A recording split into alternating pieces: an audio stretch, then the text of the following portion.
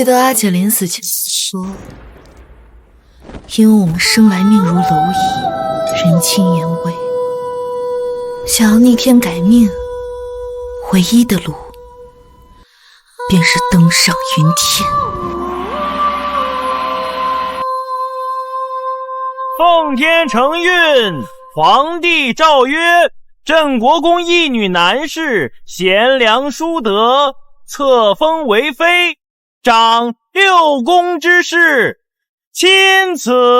可我不知道的是，那云端之上却是道尽爱恨痴缠的镜花水月。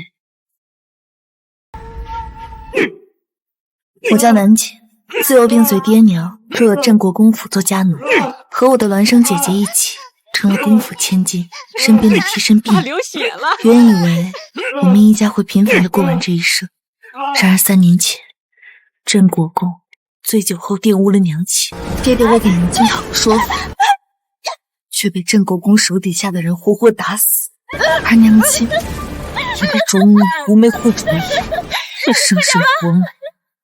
我隐忍3年，终于将爹娘被害死的罪证搜集齐全，交给官府，却不曾想，放肆！竟敢拿着这些废纸跑去报官，妄想给你那欠命的爹娘讨回公道！谁给你这么大胆子？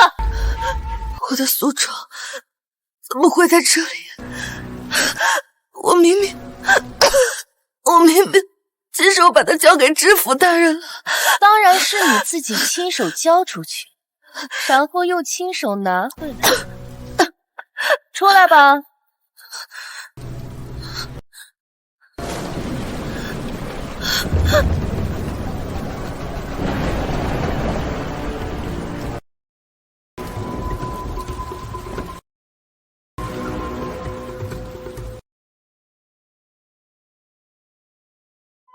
奴婢给小主请安，小主万福金安。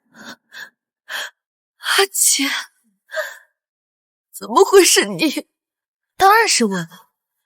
你前脚刚走，我便进去向知府大人将诉状要回来，告诉他说我脑子不好，瞎编乱造了这些。你个丧良心的！爹爹和阿娘蒙冤而死，你居然帮着杀人凶手颠倒黑白，不过是2条贱命而已。老爷和夫人才是我的再生父母。顺便告诉你，阿娘也是我亲手活埋的。血，可出血了！哎呀，怕是染上什么脏病了吧？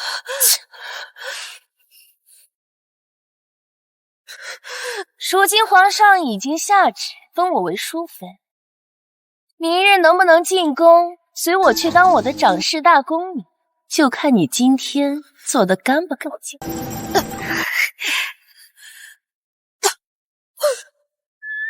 阿姐，救我！阿姐，救救我！南姐，你我明明生了张一模一样的脸，为何你却如此愚钝，蠢到连自己的前程都看不清？你宁愿踩着我们的尸骨，也要继续向上爬吗？没错，从今日起，这世上的富贵便由我来享。你和爹娘都不过是我登上云天的垫脚石罢了。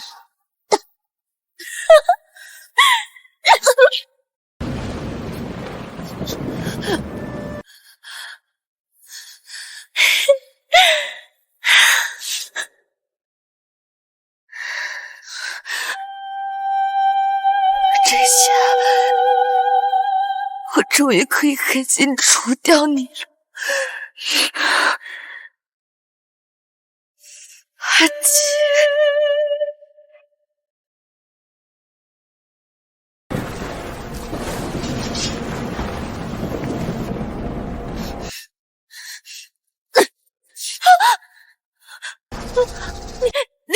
你没病？方才方才都是装的。我要是不假装废了，柳依然一定会亲眼看着你杀了我。我要是不假意报官，又怎么引你入局？我从未奢望官府会给我一个公道，我也一早就知道，当初是你为了讨好主母，亲手活埋了阿娘。干什么？南姐，南姐，奶奶。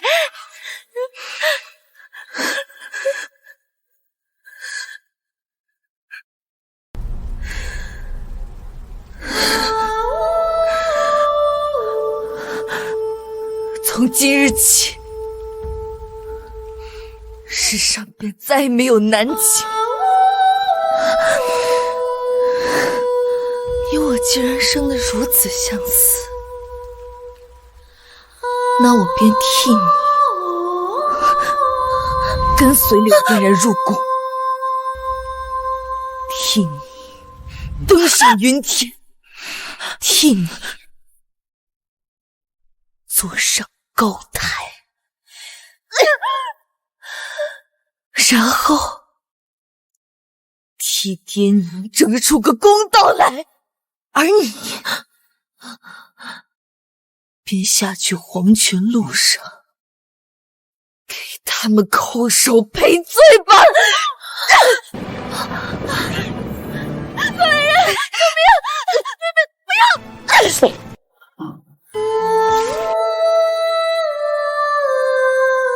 什么云天之路，终不过是吃人不吐骨的地狱吧。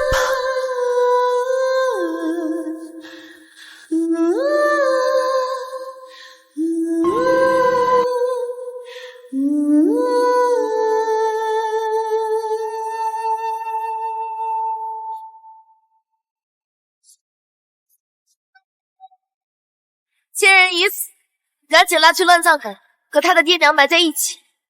明日小姐入宫，莫要让镇国公府沾染晦气。是。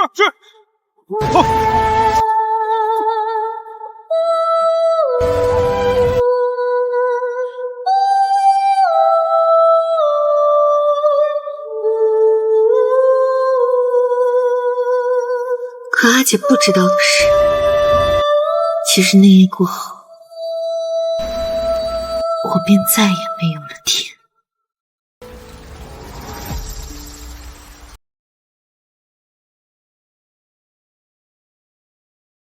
你确定人已经死透了？回大小姐，千真万确，奴才看过伤口，确实是一刀毙命，而且死不瞑目，已经连夜拉去乱葬岗埋了。哦，死不瞑目。瞧瞧你那不要脸的妹妹，当奴才当初一身傲骨，一条贱命，连本宫身边的狗都算不上，真是死了活该。大小姐说的是，像她这样的下贱坯子，生来就是当牲口使的，连个奴才都算不上，怎么能和你那狗相比呢？算你识相，也不枉费本宫提拔你。行了，快给本宫挽发吧，本宫还要去跟爹娘拜别呢。是。女儿不孝，日后不能再侍奉爹娘左右。今日一别，唯盼爹娘擅自珍重。哎呀，不得呀！来，快起来，快起来！哎呀，我的嫣儿啊！你现在可是皇上的妃子，哪有给臣子下跪的？嫣儿，如今你父兄深得皇上重用，倘若在宫中受了什么委屈，尽管写书信回来，爹娘自会为你做主。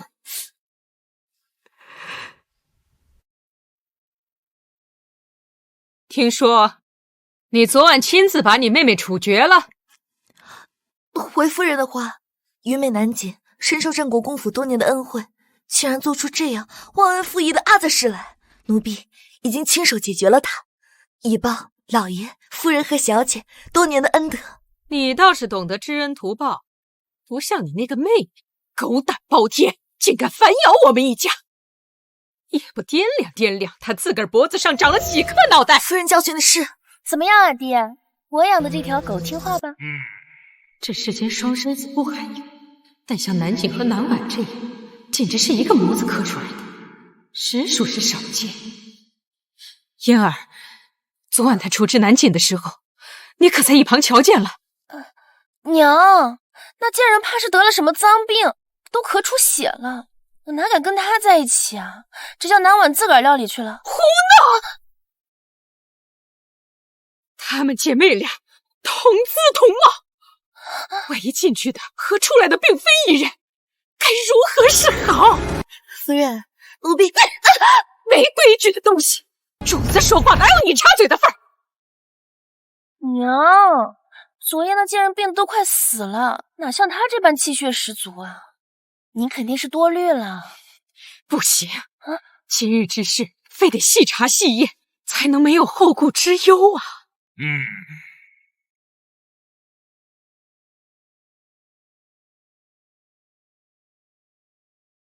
我记得你左肩的地方有一枚铜钱大小的胎记，是你那个死去的妹妹所没有的。把衣服脱了。夫人，奴婢，我让你脱！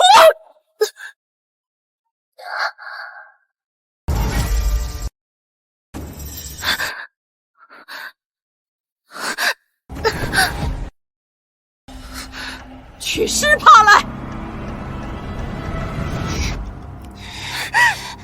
娘，这都擦了1个时辰了，皮都破了，也没见褪色呀。你可别因为一个奴才耽误我入宫的吉时啊！急什么？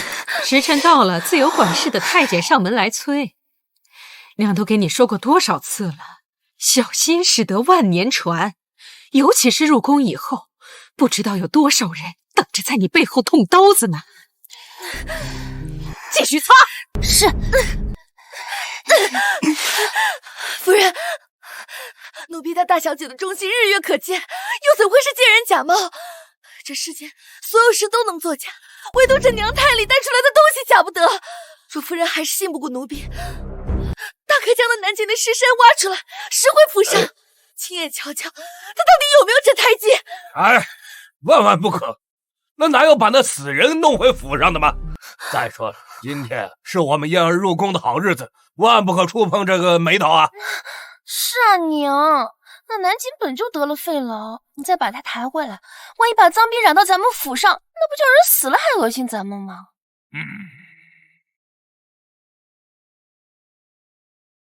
起来吧。多谢夫人。当初你娘狐媚惑主，你为了镇国公府的名声，大义灭亲，活埋了她。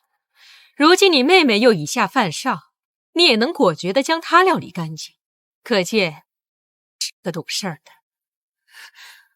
奴婢的命都是镇国公府给的，不敢忘恩。入宫以后，你要好生伺候我们嫣儿，自然少不了你的好处。赏她一套新衣裳，免得来迎亲的公公们笑话。是，奴婢谢过夫人。为了取代南婉跟随柳嫣然入宫，我早已做足了准备。眼下这胎记不过是提早准备好的刺青罢了。登满楼乌云散，吻过霜，也拥过寒。奉天承运，皇帝诏曰：镇国公府千金柳氏，秀外慧中，品德端庄，册封为妃，赐居长春宫，以经其德，于今日境内。再写一晚，我要站在长路之前，捧了当年昔的月光，昨日已离坑。淑妃娘娘，这便是您住的长春宫了，咱家还有事要办，就先退下了。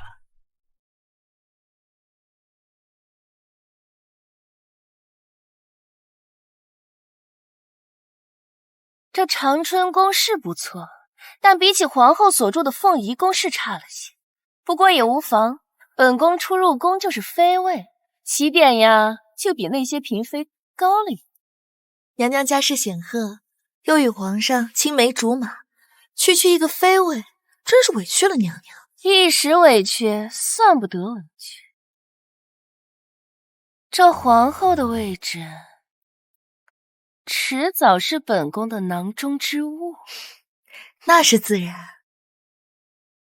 只是奴婢担心。担心什么？娘娘，您初来乍到，若是不与其他嫔妃们处好关系，万一哪天您遭旁人算计，这宫中岂不是连个为娘娘说话的人都没有？你说的对，那本宫就命你出去打听打听，看看这后宫的嫔妃哪些有利用价值，本宫就勉为其难，跟他们结交一番吧。是。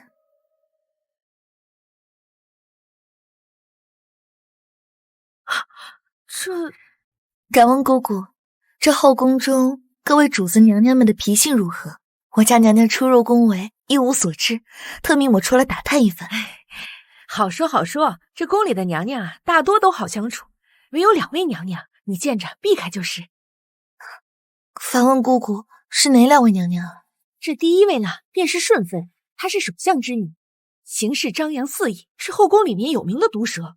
而另一位啊，就是嘉嫔娘娘了。她怀孕期间心情不佳，经常暴躁易怒，近2日常来御花园走动，看她亲手所种的长春花的长势。你记着，绕开着点，千万别冲撞了。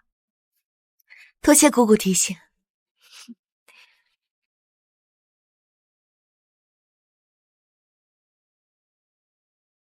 柳嫣然，既然你要左右逢源，那我只好让你四面楚歌。嘉嫔娘娘到！娘娘，您快看，这夏天一到，您种的长春花长势愈发喜人了。此花皇上也甚为喜欢，待会儿你这些品相好的拆到瓶中，送到养心殿去。是。娘娘，那边有个不长眼的宫女摘了您的花。你是哪里来的贱奴，竟敢私采本宫种下的花？娘娘恕罪，奴婢是淑妃娘娘宫里的长侍宫女，奉娘娘之命前来采些长春花回去，绝无冒犯嘉嫔娘娘的意思。大胆！不仅采了娘娘亲手种的花，竟还敢拿淑妃的位分来压娘娘。奴婢不敢。哦，原来是淑妃宫里的，把花拿起来给本宫瞧瞧。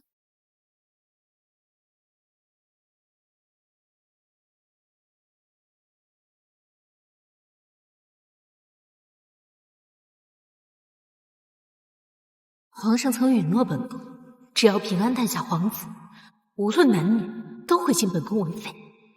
可偏偏淑妃这个贱人，一入宫便抢了本宫的位置。如今四妃已满，本宫再无进位的可能。花鸟司的奴才被揽了，阶下养出的花色不够艳丽，哪里配得上淑妃角色？灵儿，你帮他想个法子，让这些花儿开得更艳丽些。是。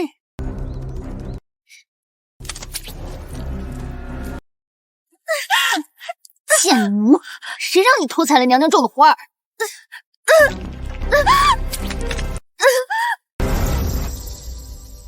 娘娘饶命，奴婢不敢了。行了，放开手，让本宫瞧瞧。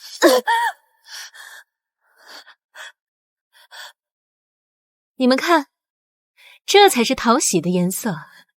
回去告诉你家主子，这些花是我给他的见面礼，叫他好生收着，别辜负了本宫的一片心意。哼。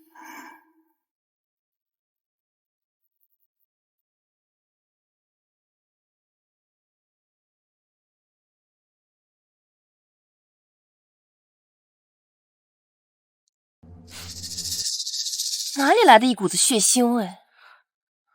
许是奴婢手上的伤口，奴婢这就命太监去重启一战。等等，不是叫你去打探消息吗？伤哪来的？奴婢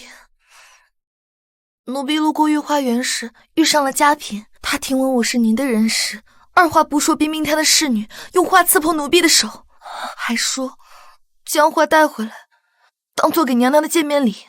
此话当真？御花园的宫女太监们皆可作证。岂有此理！她分明是借着你在打本宫的脸。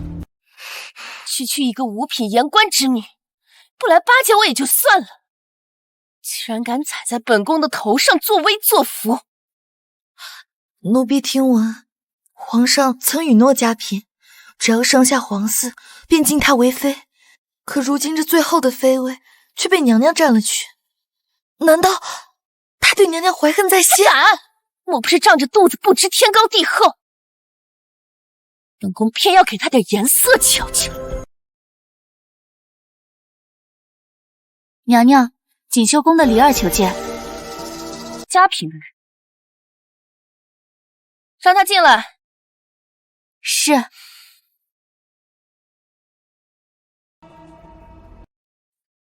淑妃娘娘吉祥，我家主子听闻娘娘今日进宫，特意派我来再送份大人。此为何物？此乃一根存活了100年的肉苁蓉，又粗又壮，特意送来给娘娘补补身子。肉苁蓉？我们娘娘说了，这宫中能得皇上恩宠的妃子寥寥无几，希望淑妃娘娘莫要心急。若真不得宠，这根肉苁蓉不仅能补身，娘娘也能拿它有个盼头不是？什么盼头？是嘉嫔借物遇人，指桑骂槐罢了。来人，给我把这个贱婢拖出去，让我打死！我看谁敢！我们娘娘自怀孕以来，一直都是我在照料。娘娘若是动了我，主子必定伤心。若皇子再出了问题，只怕娘娘背后的镇国公府也担不起这个责吧。嘉嫔这个贱人，不就是仗着肚子里那块肉吗？本宫又不是不能怀。你去拿500两银票给进士房的太监，让他务必把本宫的绿头牌日摆在最显眼的地方。就不信这个圣宠我还真不上了。快点，快点，在台下热水进去。要是耽误了娘娘今夜侍寝，仔细改你们的皮。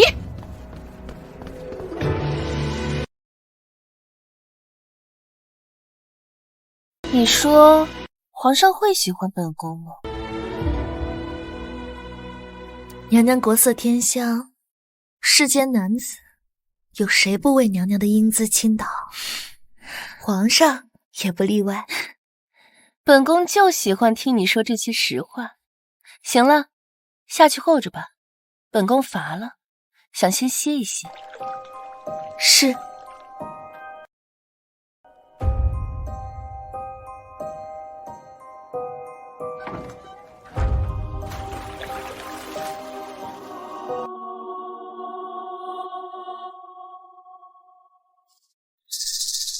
若真如阿娘所说，此药吞服后便会散发异香，更有催情之效，那本宫今夜是要与皇上颠鸾倒凤，榨干还丹。婉姑姑，我听说皇上和咱们娘娘是年少相识，娘娘也是唯一一个刚入宫便位列4妃的妃嫔。如此看来，皇上应该很宠娘娘吧？那是自然。娘娘承宠，咱们往后的日子就好过了。你是咱们长春宫唯一的长侍宫女，日后不一定威风成什么样子呢。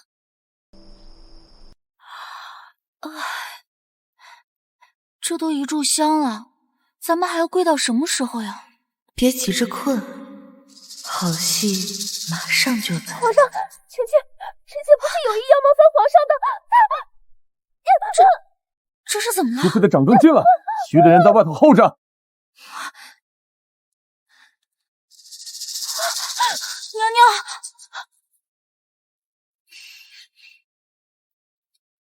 奴婢叩见皇上。行了，带着你们的主子回宫吧。是。皇上，娘娘快起来，地上凉。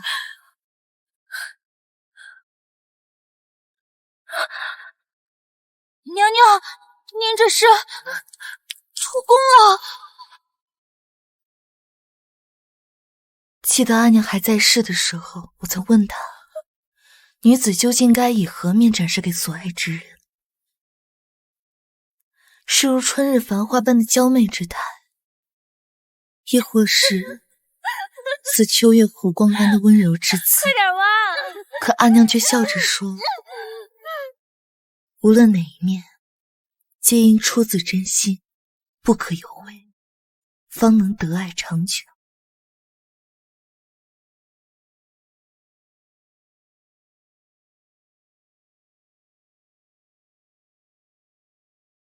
皇上，你都不知道臣妾为这一天准备了多久。哦，那朕可要好好瞧瞧。皇上，什么声音？皇上，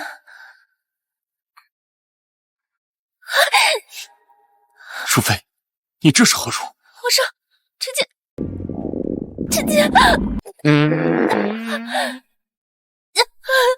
淑妃的掌灯进来。许的人在外头候着。皇上，臣妾并非故意如此，定然是有贼人要害臣妾。皇上，娘娘，彩洁，快扶娘娘回宫。好，慢点，别磕着娘娘了。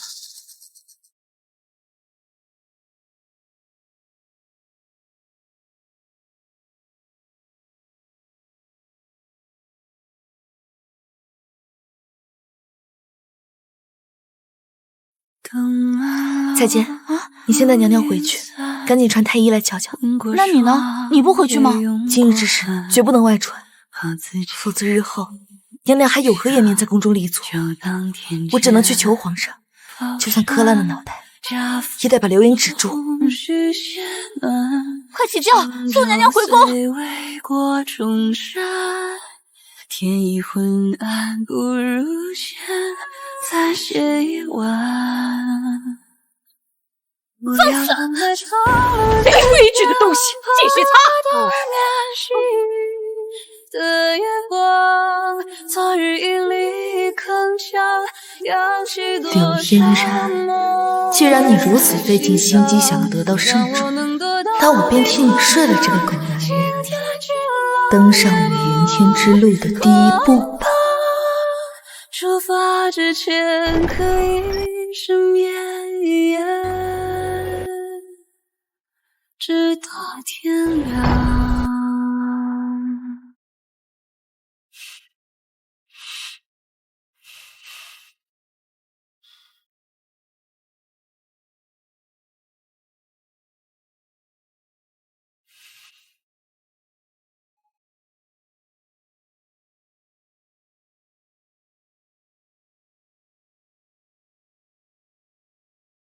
谁？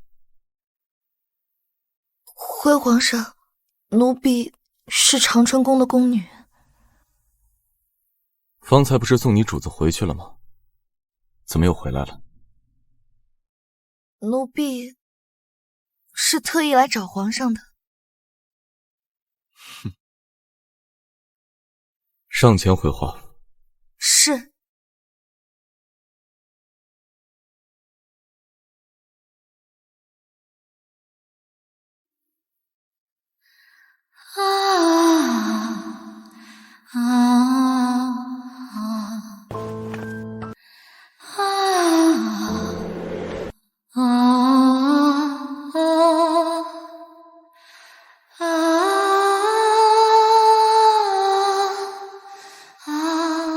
你可知无照擅闯朕的内情，是死罪。奴婢自知死罪，但与娘娘的前程相比，奴婢不惜豁出这条性命去。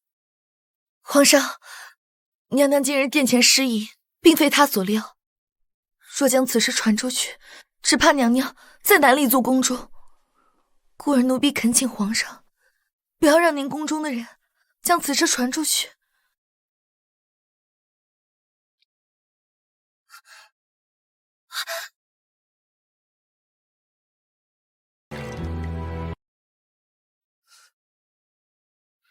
或许随雪风入湖中，煮一盏爱恨成区区一个婢女而已，饮尽此杯今夜是好梦。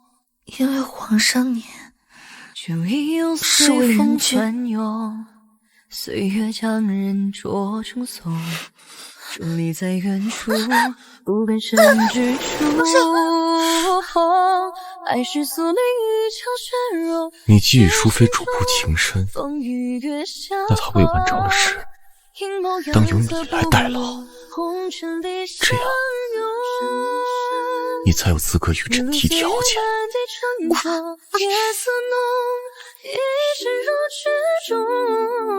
回首一见中匆匆。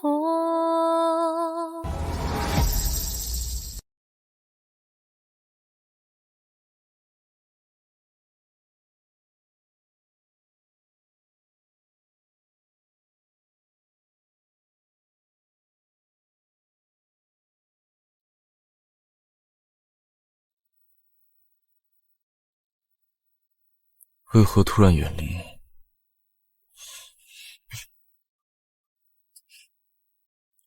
你很怕朕？奴婢不敢。你昨夜伺候得很好，今日不必再回长春宫了。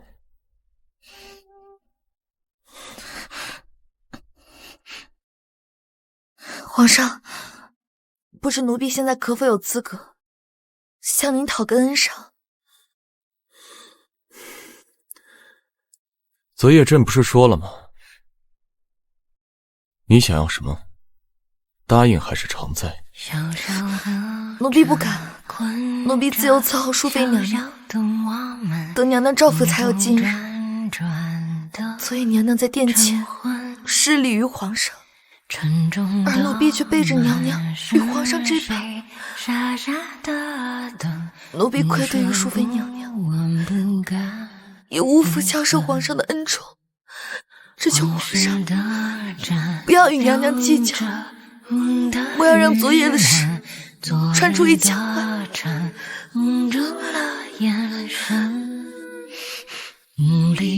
奴婢愿以死谢罪，抛去娘娘的颜面。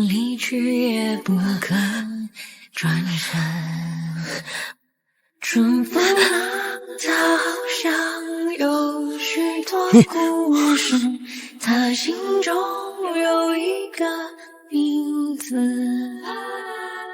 人间啊，皇上可晨起了，侯院判来给您请平安麦了。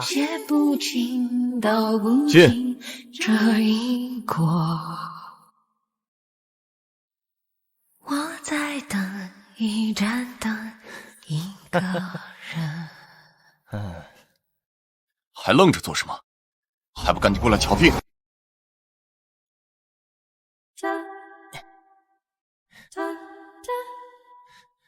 皇上，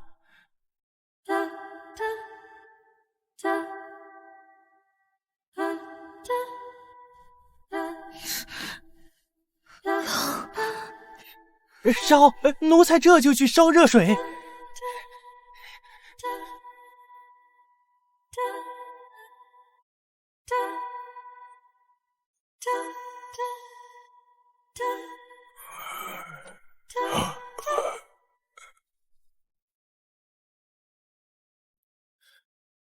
申曼，你还准备把多久？回皇上，这宫女额头的伤不算太深，包扎好再用些药，不日就痊愈了。哦，不是很深。那他为何还不起？以脉象所看，似乎是一夜放纵，被掏空了精神。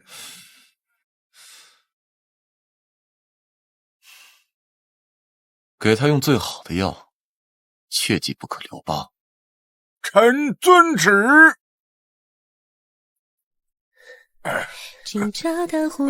恭喜皇上喜得佳人，不知道是哪家的婢女有如此福气，奴才立刻通知进士房，即当留用。不必了，他仍旧回去照顾淑妃，另外吩咐下去，昨夜里闹的笑话，朝阳殿上下皆不可外传，包括他的留宿也是。是，奴才遵旨。皇上。嫩黄月牙是你为我梳化的眉眼，写一篇锦绣染你心头，黄昏把海棠笛声悠悠。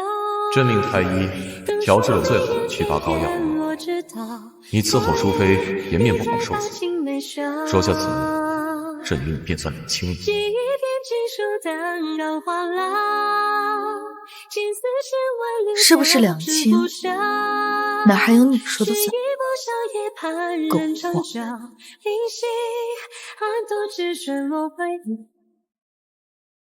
都别来本宫，让本宫去死！快下来，娘娘！别来我！娘娘，你这个贱婢！本宫昨晚出了那么大的丑，你不在身边伺候去哪儿了？娘娘息怒，婉姑姑昨夜是给您求情去了。什么？奴婢无能，身为长春宫的长侍宫女，却未能顾及好娘娘颜面，奴婢只好在朝阳殿外跪着磕了一宿的头，只求皇上能够体谅娘娘的无心之举，不要与娘娘计较。今儿个皇上晨起，见奴婢还在殿外跪着，终于肯答应，不将此事放在心上，还下令让朝阳殿上下守口如瓶，不许将昨夜的事说出去半个字。皇上真这么说了？皇上说：“君勿戏言。”可是即便如此，皇上现在肯定也对本宫厌恶极了。究竟是哪个贱人要害本宫？本宫一定要他不得好死！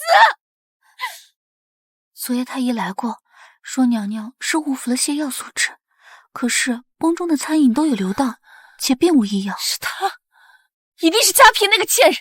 本宫虽与他交恶，但念及初入宫，资历尚浅，昨日给皇后请了安，并随他一起去吃了茶。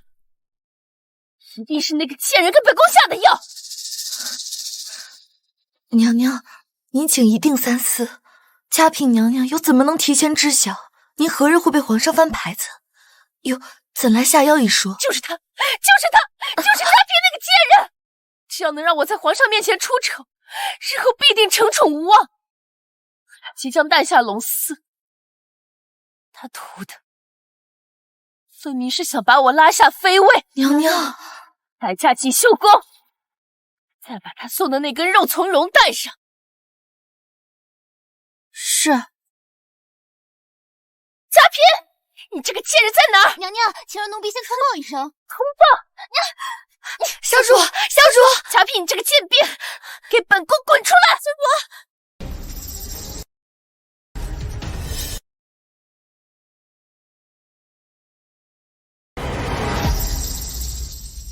哟，这不是淑妃吗？怎么大呼小叫，连扔带砸的就这么进来了？这是在责怪妹妹你没有请她一起喝茶呢。姐姐这就说笑了。妹妹今早听闻淑妃娘娘昨夜头次侍寝，想着今日必会贪睡晚起些，便没有叫灵儿去打扰。没想到一番好意，竟惹得淑妃娘娘如此生气啊！灵儿，还不快给娘娘搬把椅子过来。是。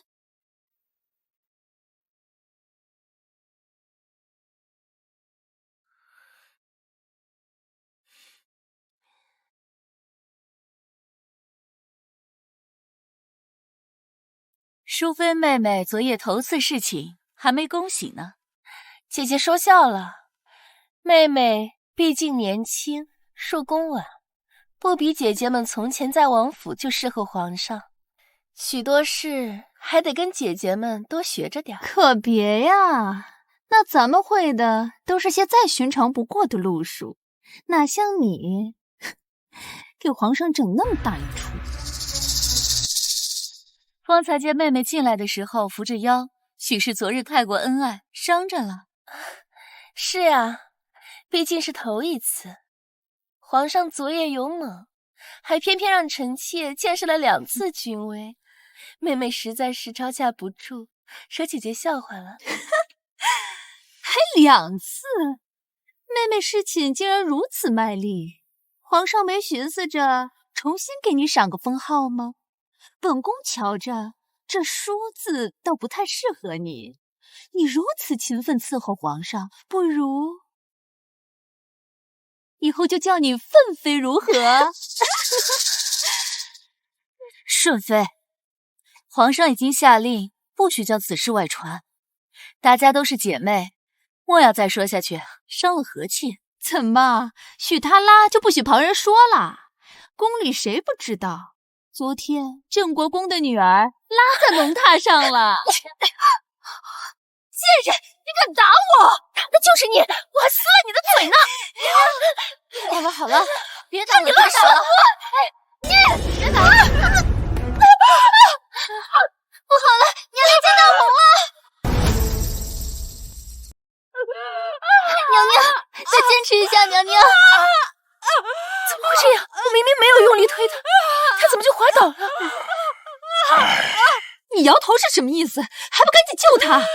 回娘娘，嘉嫔娘娘没了胎动，微臣实在是无能为力了。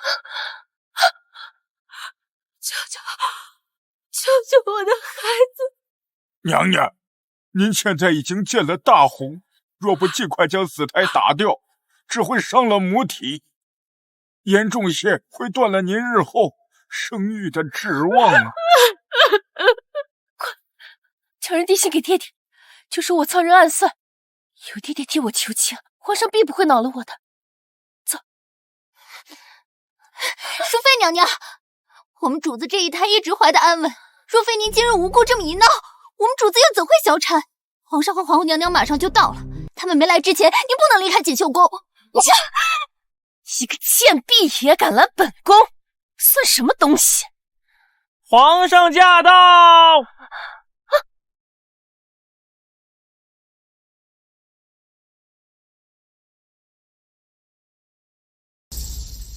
皇上驾到！臣妾给皇上、皇后娘娘请安。都起来吧，宫人来请得急，慌里慌张的也说不清楚，到底发生了何事？回皇后娘娘，今日主子和其他几位娘娘正在喝茶聊天，淑妃娘娘大吵大闹就闯了进来，没说几句，便和顺妃娘娘起了争执，还把顺妃娘娘推到了我们主子身上。娘娘这才见了大红，方才太医说皇嗣保不住了。不是这样的，皇上，臣妾只是打了顺妃一巴掌，但臣妾真的没有推她呀。而且嘉嫔的孩子已经足月了，怎么可能这么轻易小产？定是太医院那些奴才当差不利，他们没有救过嘉嫔的孩子，这才冤枉到臣妾头上的。又没怀过孕，你怎么知道这是朕的孩子？我的儿啊，我的儿啊！皇上亲爱，嘉嫔娘娘的胎落下了，是个小皇子。皇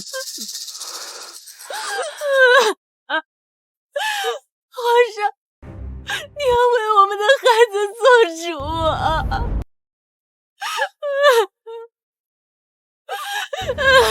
淑妃刘氏心肠歹毒，害好妃子，残害皇嗣。若褫夺封号，降为贵人，幽禁长春宫，非诏不得出。皇上，臣妾是冤枉的呀，皇上！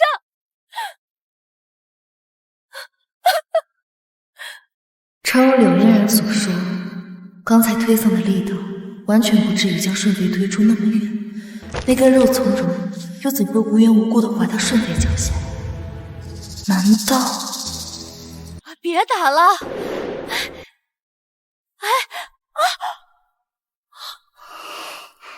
看来后宫这池冰清玉洁的浑水，远比我想象中要深得多。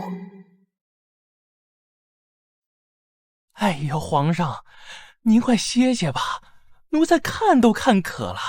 嘉嫔那边如何了？嘉嫔娘娘醒来后一直不吃不喝，整个人都没了精气神似的，这嘴里一直念叨着皇子的事儿，着实可怜。嘉嫔这胎没的蹊跷，或许并非柳氏所为。那您为何？柳氏父子狼子野心，用前朝战事逼迫朕将柳嫣然纳入后宫，只恨朕登基不久，根基不稳，无法与之抗衡。既然这次他们主动送上门来，那朕正好利用这次机会敲打敲打，好让他们在前朝也收敛一些。哦，皇上这招杀鸡儆猴妙啊！皇上，您该翻牌子了。下去吧，朕没心情。可是太后吩咐奴才，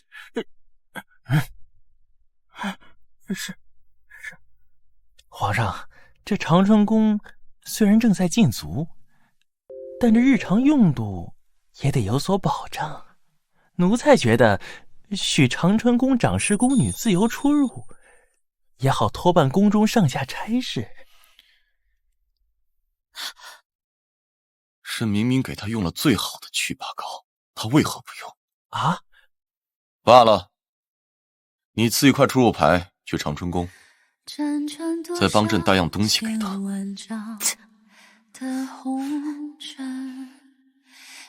这么热的天，怎么还伤寒了？要不是娘娘现在被禁足，我现在就可以出门给你拿药了。婉姑姑，你说皇上不会已经把咱们这儿给忘了吧？不会的，皇上他记性可没那么差。夏至一相望女神，千帆过尽是我们。如影随。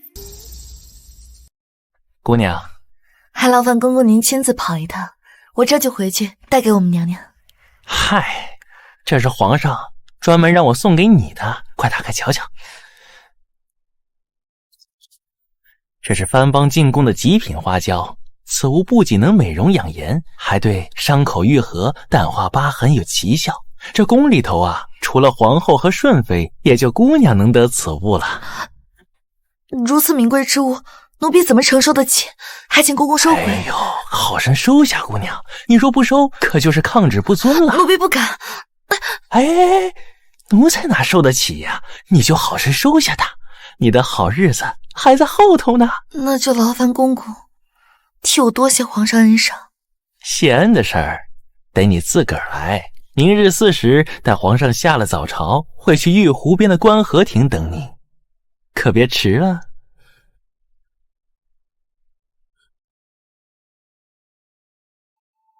眼下柳嫣然虽被将位圈禁，但保不准那个狗皇帝哪天心一软便将她放了出来，得加快些速度了。小主，您没事吧？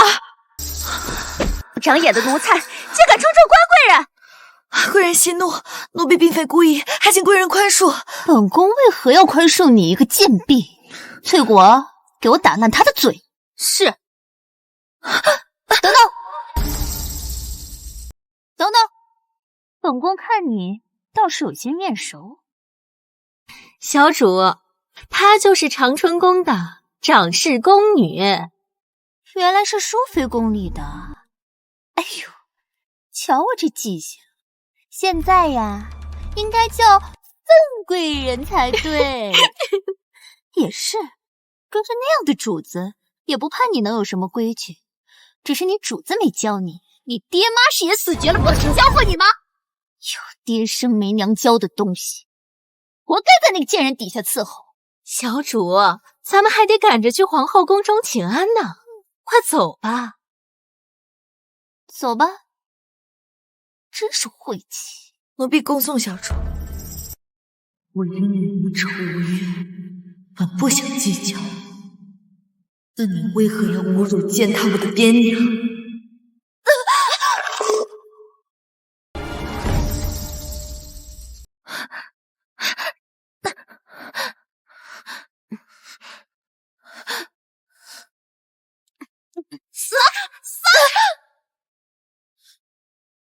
小主您瞧，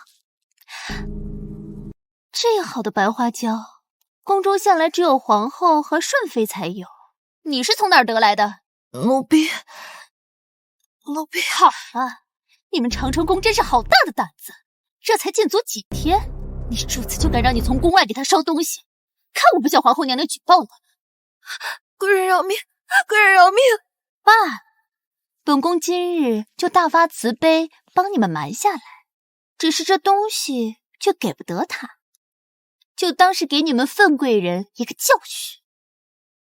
翠果，走。贵人息怒，只是这东西是我家主子从小吃惯的，日日都要用。你若都拿了去，奴婢回宫以后该怎么跟主子交代呢？日日都用，那就是说他宫里还有喽？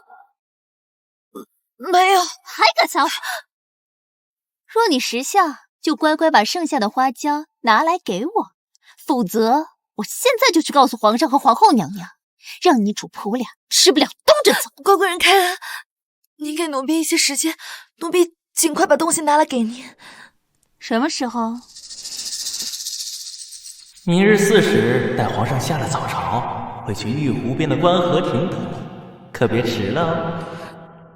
娘娘住的寝宫离玉湖不远，明日4时，奴婢定会把东西带去玉湖边上的观河亭给您。这还差不多，记得准时点儿，否则就让你这死绝户、没处学规矩的贱婢吃不了兜着走。走吧，翠果。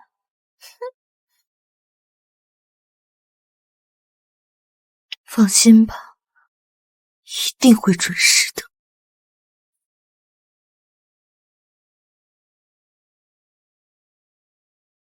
现在就赌他能够君子一言吧。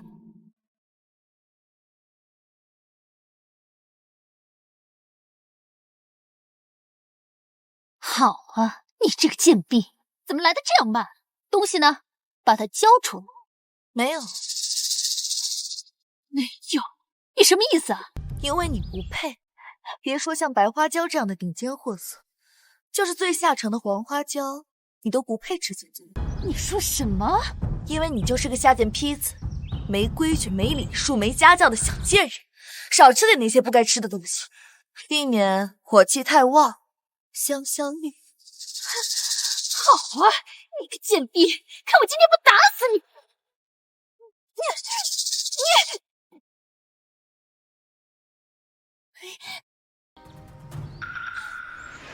了！本宫今天非要戳到你皮开肉绽，让你知道什么叫规矩。下了朝还赖着不走，分明是为了他女儿的事。皇上别急，也就吃了半炷香而已。皇上，皇上，现在知道怕了。晚了，本宫今天非要把你这张贱嘴撕烂不可。翠果，把它给我摁好了。奴婢在听皇上。你在做什么？嫔妾给皇上请安。朕问你，在做什么？皇上，你可算来了。柳贵人连禁足都不安分。昨日在御花园，嫔妾……他打的吗？朕问你，是不是他打的？是奴婢犯了错，贵人责罚奴婢是应该的。你有何错？冠贵人昨日向奴婢讨要白花椒，奴婢尽数给了他，但贵人想要更多，奴婢实在拿不出，这才惹恼了贵人。皇上，您听见了吧？长春宫仍在禁足，怎会有白花椒可领？定是这贱婢与哪个奴才私相授受，还请皇上明鉴。这白花椒是朕赏赐给他的，你说私相授受，我不是说朕是那个奴才。嫔妾不敢，皇上息怒。你不敢？朕刚才看倒是放肆狠。关贵人品行不端，心肠歹毒，给朕拖下去，杖责20，朝嘴上打。来人！皇上，嫔妾知错了，不要，皇上。他明知道朕会来赴约，却还故意演这出给朕看。罢了，不过又是一个心思不纯的祸水而已。起来吧。奴婢不敢，还请皇上责罚。你又何错之有？今日关贵人并非无端出现在此，而是奴婢故意引他来的。奴婢只是想让皇上亲眼看看我家小姐如今的处境到底有多艰难。自从皇上禁足了小姐，小姐日日遭宫人刁难，再加上思念皇上每日以泪洗面，奴婢实在怕小姐撑不下去，这才斗胆出此下策，希望皇上能够怜惜娘的半分。奴婢自知欺君，所以愿以死谢罪。这女子不可能不知道朕的心思，却接连2次为柳氏求情，要么是真的对主子忠心，否则便是个心机颇重的祸水了。好啊，既然你一心为主，朕成全。宇多泉，奴才在。将他带下去，死毒酒。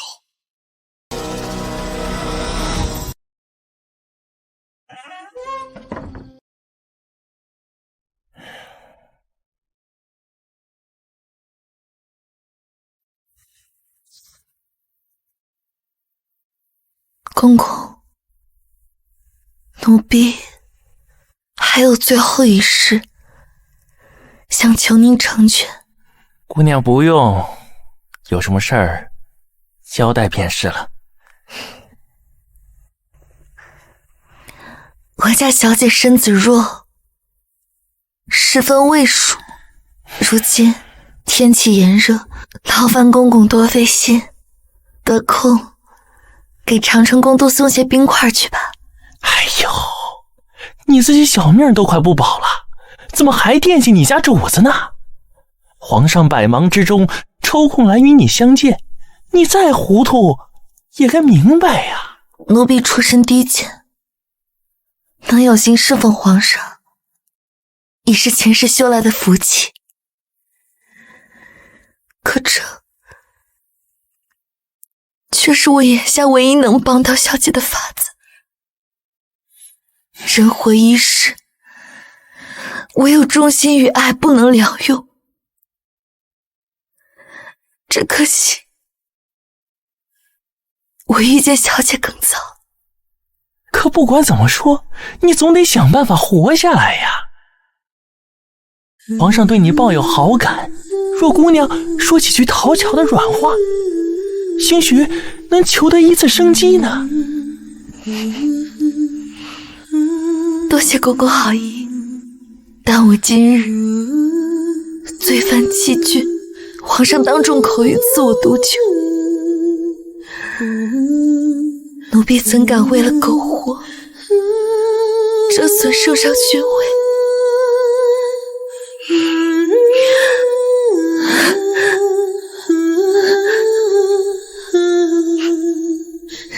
那就不多留公公了，奴婢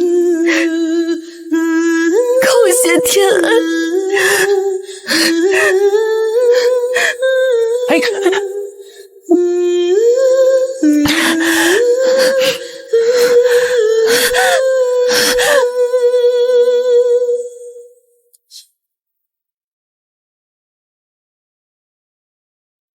你拿参了迷药的毒酒去试他一番，若是他贪生怕死不肯喝，又或是苦口哀求说些软话，那他从头到尾便是在算计朕。届时无需报备，直接处死即可。若是他不畏生死，至纯至善地将毒酒饮下，那便将人送入寝宫吧。奴才遵旨。皇上最喜纯善之人，这丫头今日行事，必然在皇上心中扎了根。这后宫的天，怕是要变喽。开门，送入朝阳宫。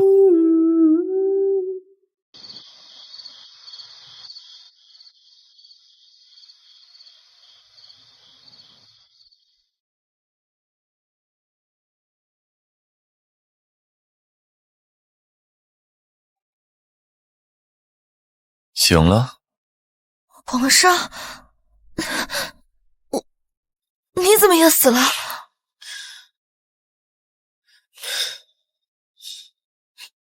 如何？可有感觉？你没死，朕也是，我们都还活着。可是我明明……你喝的那个无非是加大剂量的安神散，并非毒酒。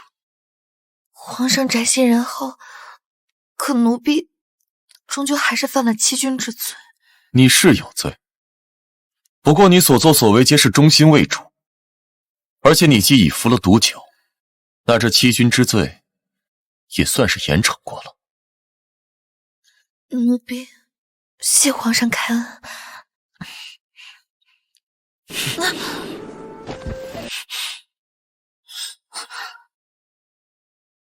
你为了让朕注意到你主子的困境，就这么不爱惜自己的身体？还是说，你想让朕心疼你？奴婢。皇上，顺妃娘娘炖了血燕银耳羹给您拿来，这会儿正在外面候着呢。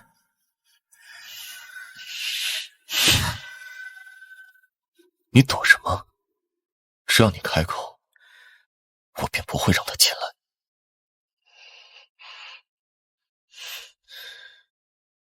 来人！奴婢，求你。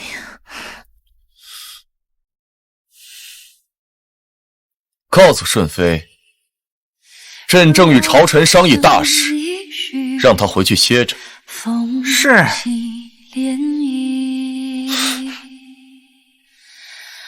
朕救了你，也依你赶走了顺妃，你该如何报答朕？奴婢一无所有，不知如何报答皇上。把自己交给朕。皇上，对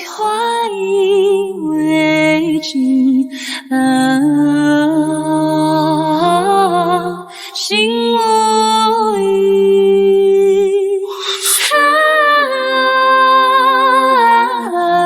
只愿真朝夕，花开我与你相许。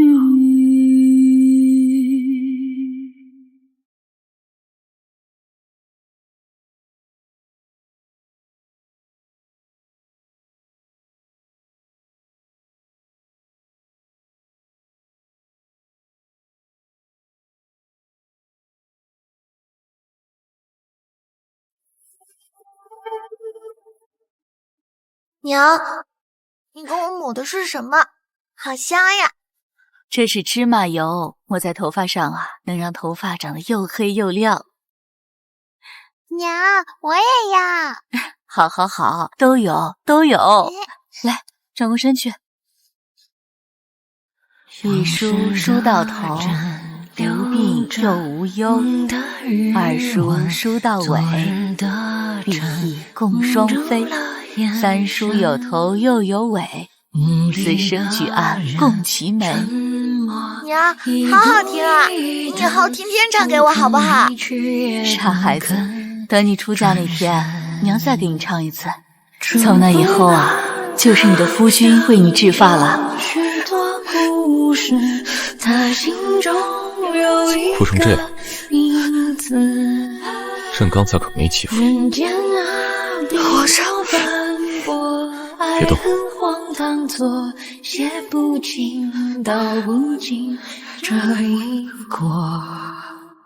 我在等一站等一个人。一梳梳到头，一梳梳到头，无病又无忧；无病又无忧。二梳梳到尾，二梳梳到尾，比翼共双飞；比翼共双飞。三梳有头三梳有头又有尾，四声举案共齐眉。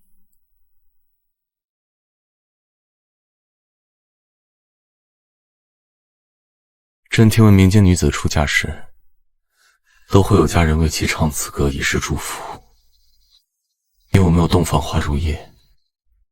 所以，朕总觉得亏欠你些什么。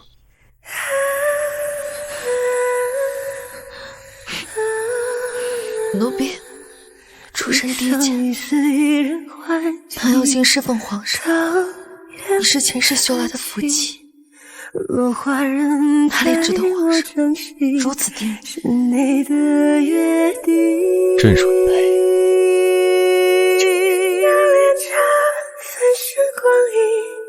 过几日，朕会在朝中为你寻一些金贵世家，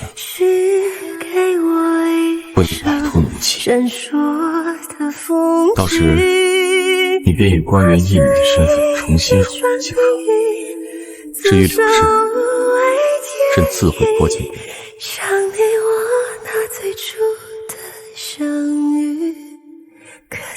奴婢谢过。怎么还这么宠我自己？嫔妾谢过皇上。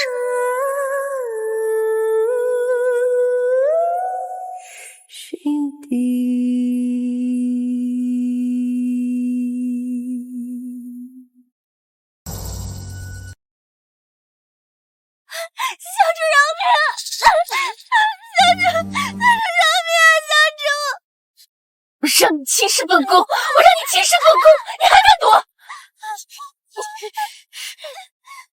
小主，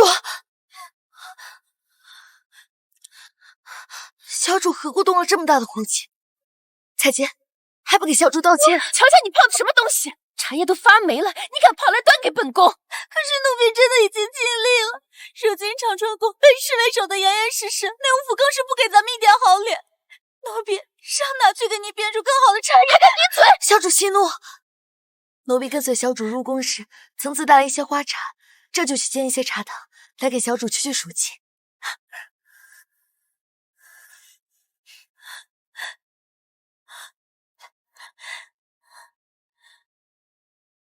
慢着，本宫最近心情烦郁，侯院派给本宫开了一些安神散，连同那些一起泡进茶汤里，给本宫端来。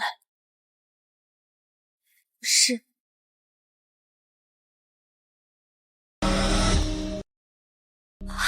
这猪油涂上，自然是比平时好的快些。记得不要沾水了。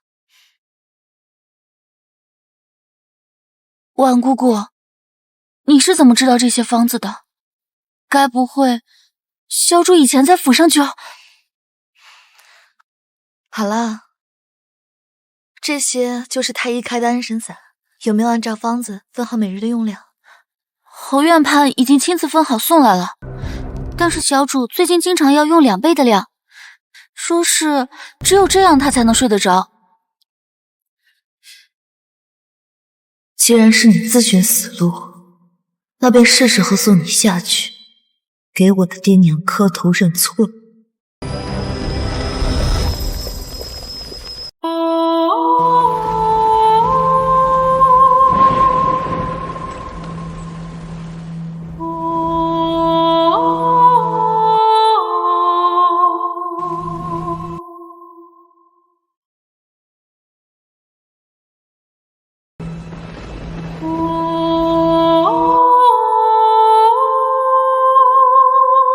不要怕，不过是安神散过量后的正常表现，2个时辰后便会自行消散。只可惜你这条贱命不一定能活过2个时辰。你到底想干什么？我想干什么？你不如问问你自己，3年前镇国公府对我爹娘做了什么？快点吧，快点吧！赶紧把那个贱妇给我埋了！小姐放心，小姐放心，是你自己亲手活埋了你娘，跟我有什么关系？活埋阿娘之人已被我亲手处死，事到如今，你还认得清我是谁吗？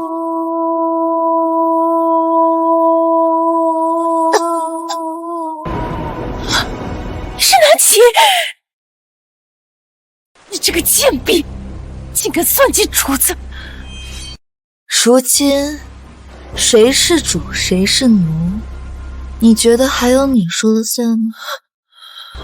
顺便告诉你，家嫔是我替你生的，侍寝当夜的泻药是我给你换的，而那个做梦都想同床共寝的男人，我也替你睡过了。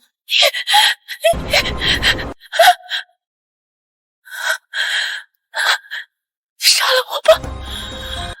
谁要杀你？今夜过后，宫里就只会流传那个御前出宫的柳贵人不堪受辱，自寻短见罢了。公主后妃自戕乃是大罪，你和你那权势滔天的爹娘，很快就会在黄泉路上团聚了。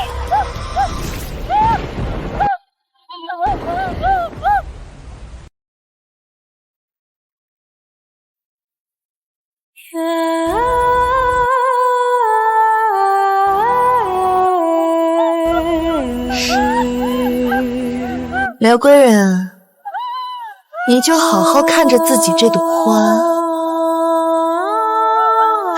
是如何开败。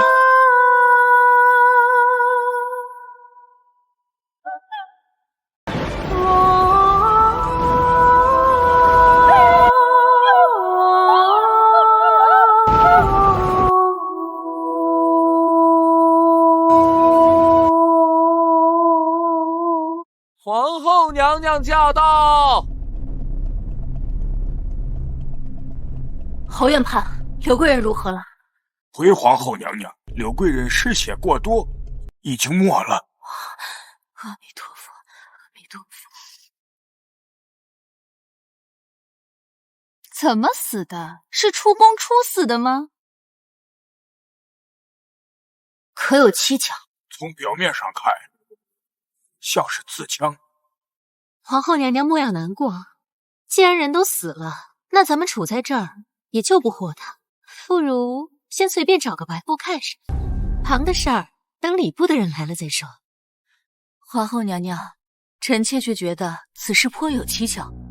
自戕乃是连累母族的大罪，柳氏身为官家女，更应该知道这样做的后果。即便有心寻死，也定然会思量到前朝做官的父兄啊。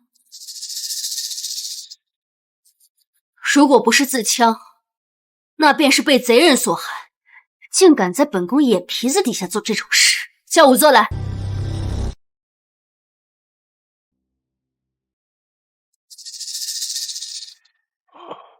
柳氏之死可有异常？回皇后娘娘，自戕之人刀口乃是前轻后重，柳贵人的刀口乃是前重后轻，明显是他人所为。淑妃娘娘不是自戕，而是被人谋害。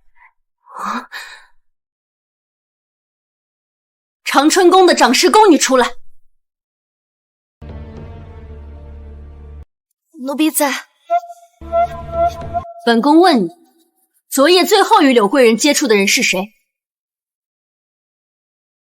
回皇后娘娘，主子昨日动了大怒，不许奴婢们入内伺候，奴婢们都守在殿外，并未看到有其他人进入。哦，殿外没看见，那这贼人便是在内寝了。昨个守夜的婢子是谁？滚出来！回顺妃娘娘，你是奴婢，又是你！你身为柳贵人的掌事宫女，却屡次办事不力，该当何罪？娘娘教训的是，未能留心主子的情况，奴婢该死。好啊，你既然知道自个儿该死，那便随着你主子一块儿去吧。不闹！宫女也是人，犯了错也应当交由宫女所严审，再做定夺。顺妃怎能如此草菅人命？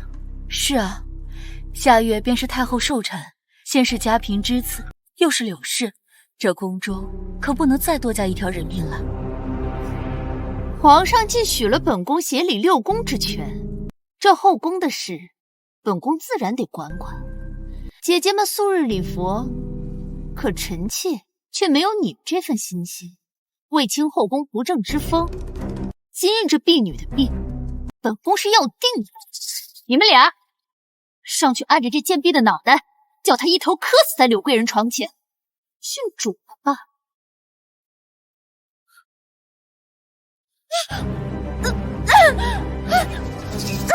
这谁敢？皇上万福金安。皇上万福金安。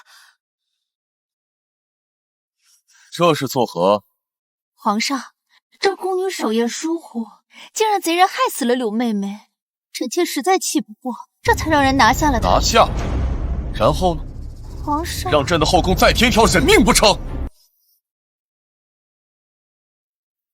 朕自从登基以来，向来宽忍待下，怎么到你这儿还反过来了？臣妾知错。皇后，你说柳氏如何了？柳贵人昨夜被贼人所害，已经没了。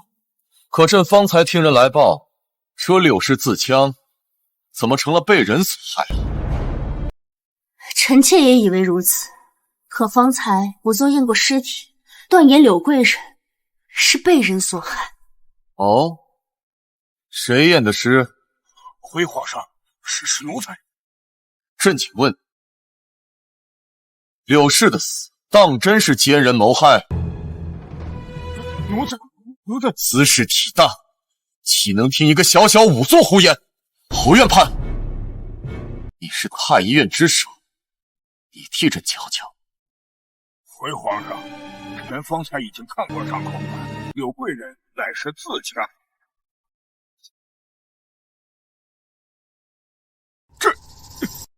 皇上，奴才不敢欺君呐！柳贵人她确实是被人所害啊！依你所言，那欺君的人便是侯院判不成了？老臣不敢欺瞒皇上，柳贵人的确是自强。若臣一人说服无力，皇上可让太医院其他太医一同诊断。叫他们过来。真的假的？回皇上，臣等几人均已验过，结果与侯院判所说无异，柳贵人的确死于自枪。都听到了吧？这怎么会这样啊？皇上，来人，将这满嘴谎言的奴才拖下去，乱棍打死！皇上饶命！皇上饶命！奴才说的都是实话呀，皇上。身为世家贵女，却被一个小小的仵作耍得团团转。若不是朕今日在此，岂不是还要闹出后宫查案的笑话不成？臣妾无能，辜负了皇上的信任，实在惭愧。亏你父亲还是满朝文官之首，朕见你行事如此急躁，不如多学学真伪，念念佛经。这六宫协理之权，就暂时还给他吧。皇上，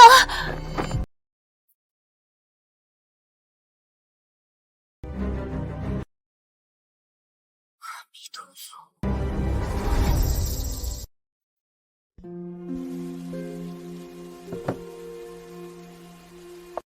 皇上，今日是柳贵人停灵的最后一日，您可要去长春宫瞧瞧？李德全，你跟朕日子久了，朕问你，柳氏的死，你怎么看？奴才不敢妄言，只是贵人初入宫便殒命，这镇国公府断不会善罢甘休，唯有将这死因归于自枪，方能让所有人哑口无言。只不过这凶手的刀出的比侯院判更快而已。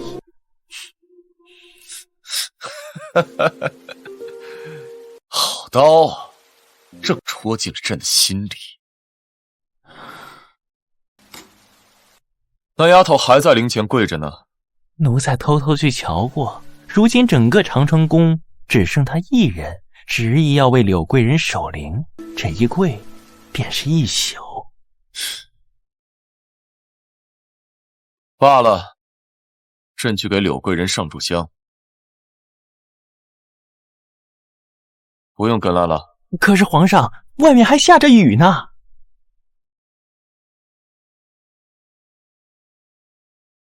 爹娘，如今6世已没，你们的仇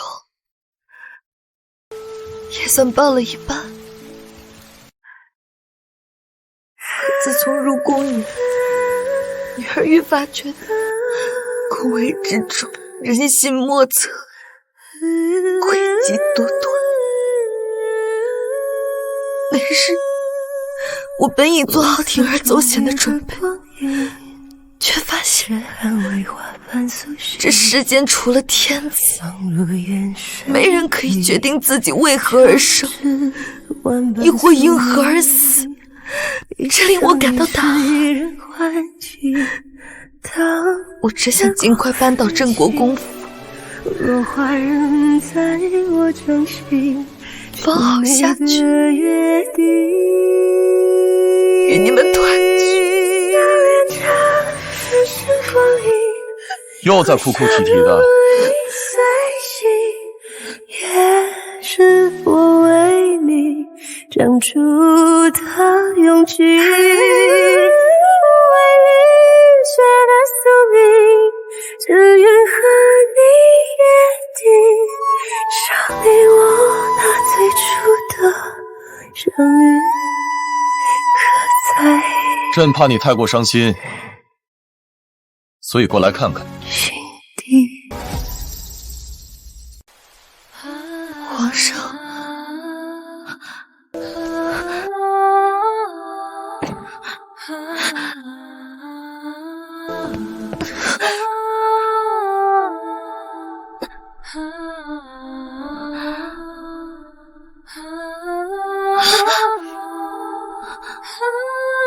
皇上。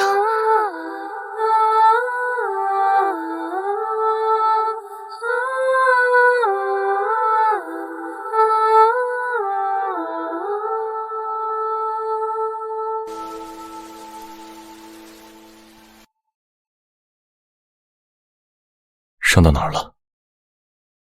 让朕看看。皇上，朕又不是没见过。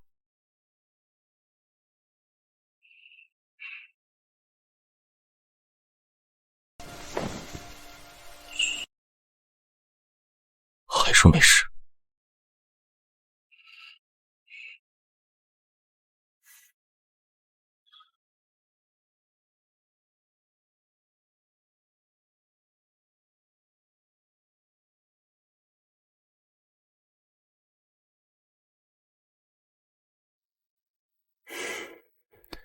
柳氏的死，你伤心吗？柳氏的死，你伤心吗？皇上，又想听到奴婢怎样的回答呢？罢了，你从前觉得跟朕在一起是背叛了你家小姐，如今她人已去，你心中的包袱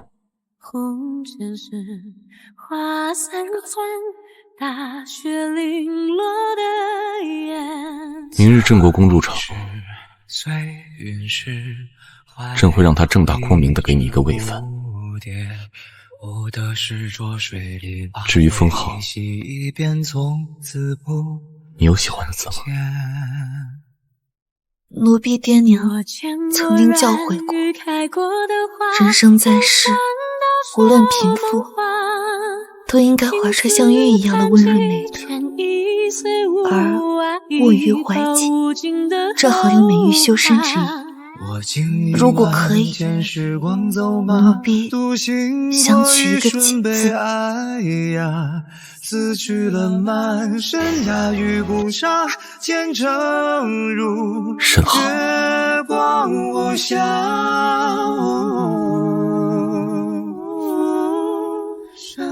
那朕便依你，就去锦字吧。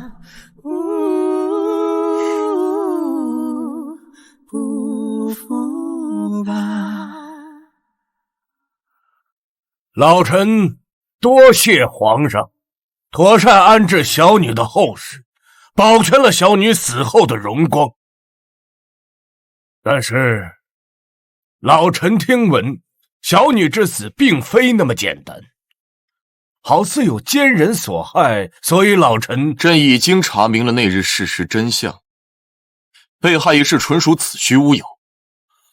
柳公莫不是只信流言不信朕了？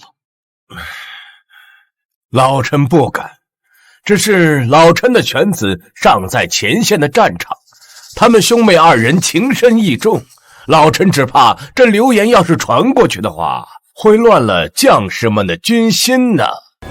皇上。哦，柳公言外之意是指责朕没有保护好你的女儿，乱了国本不成？老臣柳氏残害皇嗣，又在宫中行自戕之举，已是牵连母家的重罪。朕念及柳家世代功劳，以示开恩，不愿追究，你却本大包天，在朕身边说些敲边捶骨的话，莫不是想要告诉朕，若是你儿子在边关打了败仗，也是朕为保护好你的女儿之过。皇上息怒啊！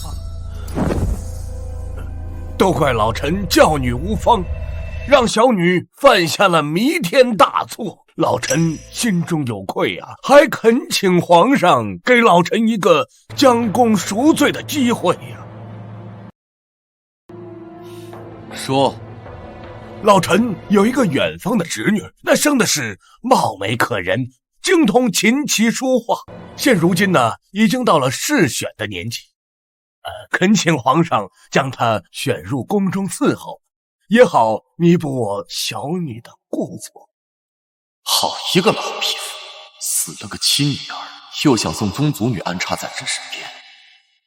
若朕不许，那便是以边关战事作为代价。好在朕早有准备。平身吧。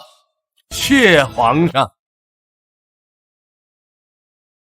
柳公如此为朕思虑，朕自然不能服了你一片忠心。只是这选秀是3年一选，柳氏未经选秀入宫，已是坏了规矩。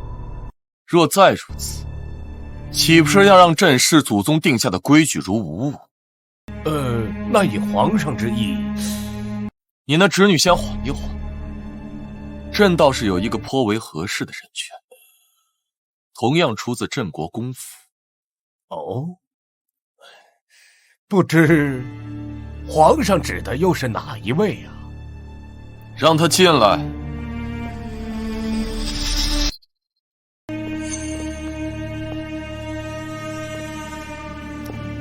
奴婢见过皇上。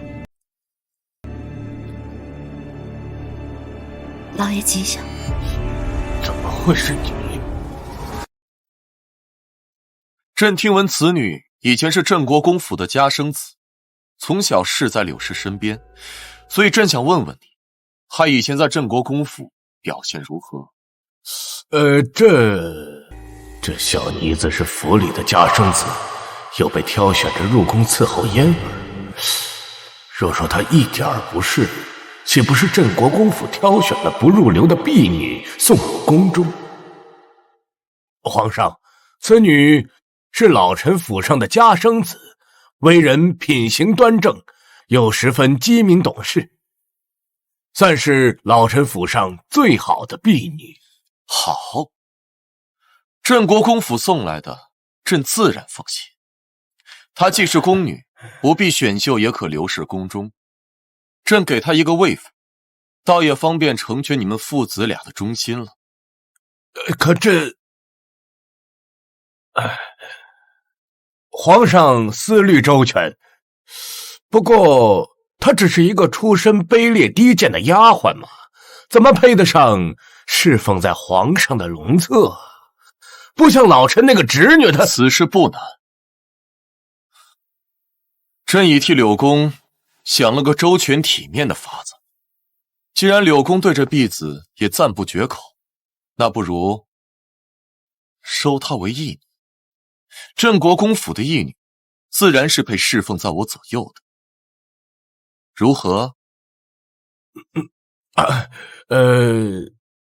皇上既然如此安排了，那甚是妥当，甚是妥当。既是当朝重臣的义女，那便不用从官女子的位分开始熬起了。朕打算为柳公再次破例，给他一个贵人的身份。不知柳公意下如何？一切听从皇上的安排，老夫感激不尽。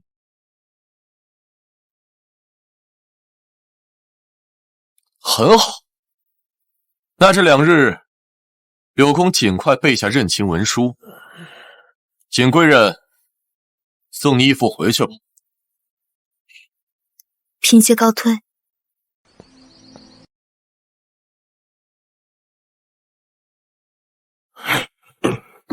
皇上刚才叫你景贵人，这什么意思？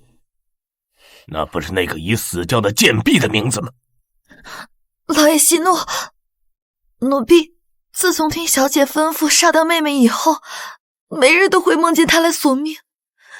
奴婢无奈，只好以妹妹的名讳作为封号，想着皇恩浩荡，必能压住那邪祟。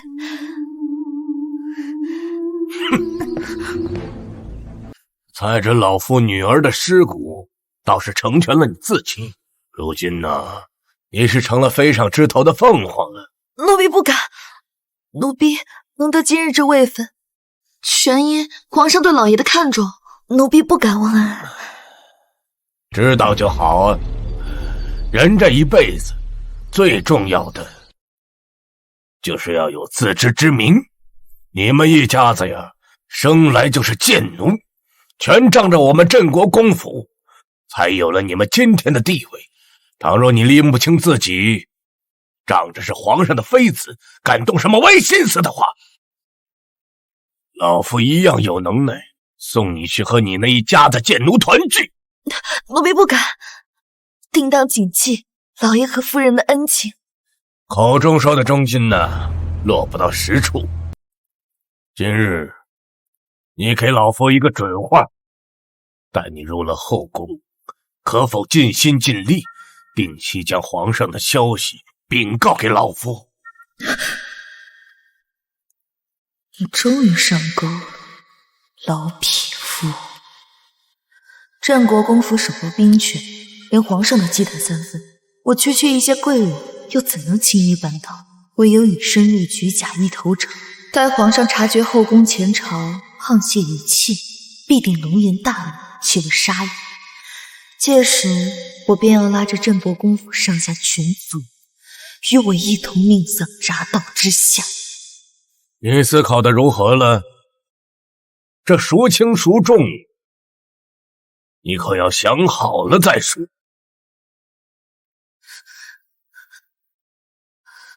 奴婢愚钝，惹怒了老爷，还求老爷恕罪。奴婢愚钝，惹老爷生气，还请老爷责罚。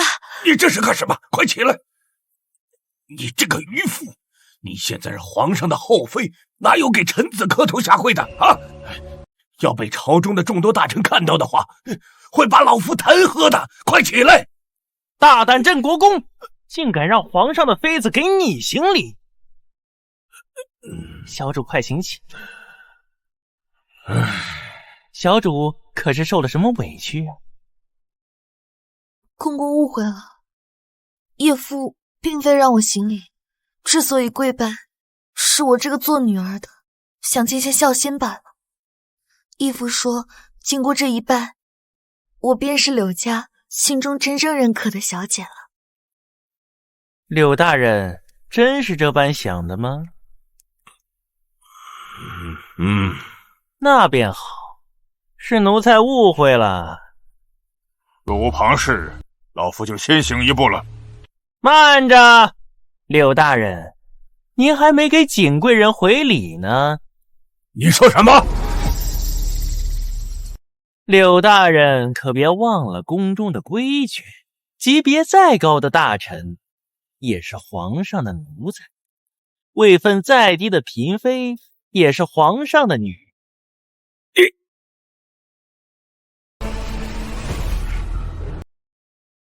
小主一切珍重。大人错了，既然景贵人是您的义女，今儿个就算是送入宫了。当和昔日您送柳贵人入宫时一样，这礼数啊，得周全一些。合着公公的意思，难不成还要让老夫给这贱婢下跪？大人慎言，方才在御前，您收了贵人为义女，皇上也给了景贵人位分。如今贱婢这二字，是您该对皇上的嫔妃说的污言秽语吗？还是说您对皇上的安排有所不满呢？像我这样贫贱的出身，哪里受得起义父这番大礼？不如算不得，奴才依着宫中的规矩办事，还请贵人不要为难奴才。这阉人态度如此强硬，定是皇上让他来的，就是为了敲打老夫，好让老夫不再妄图把手伸向后宫罢了。国公大人，请吧。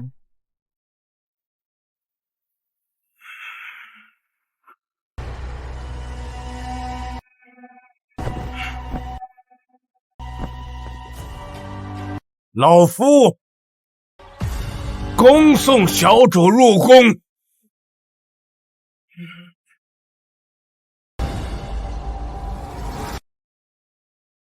记得从前在镇国公府时，我们一家对着这些强权者弯了16年的腰，磕了16年的头，而今终于让曾经的上位者跪伏在我的脚下。这权力的滋味果真让人着迷。义父免礼，快快请起。谢小主。时辰也不早了，府上还有要事要处理，老臣先行告退了。义父不必挂心，女儿会经常往家中寄些书信的。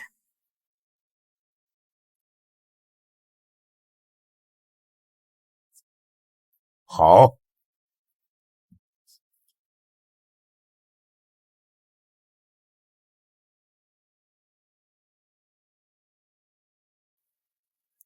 小主似乎心情不错啊。我只是宫里一个低贱的奴婢，承蒙皇上垂爱，让我在后宫有了依靠，奴婢自是欣喜不已，感激涕零。小主是有福之人，皇上自然多眷顾几分。只是有一点要记住，今后小主便是宫中的娘娘，万不能对任何人再自称奴了。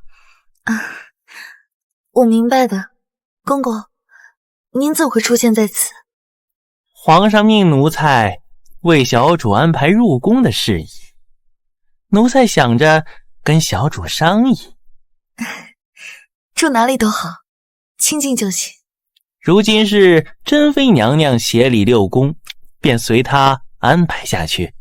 小主可还有其他要求？我在宫中与一宫女交好，想提携她到身边做掌事宫女，不知这样是否可行？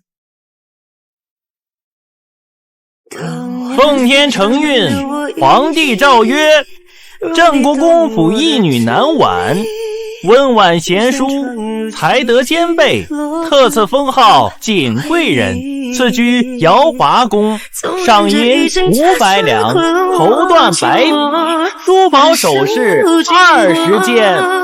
为命运的蛊惑，斩断了因果。缘分这一世真曾爱过恨过，重复蹉跎，写不最恋承诺，过去的轮廓。钦此。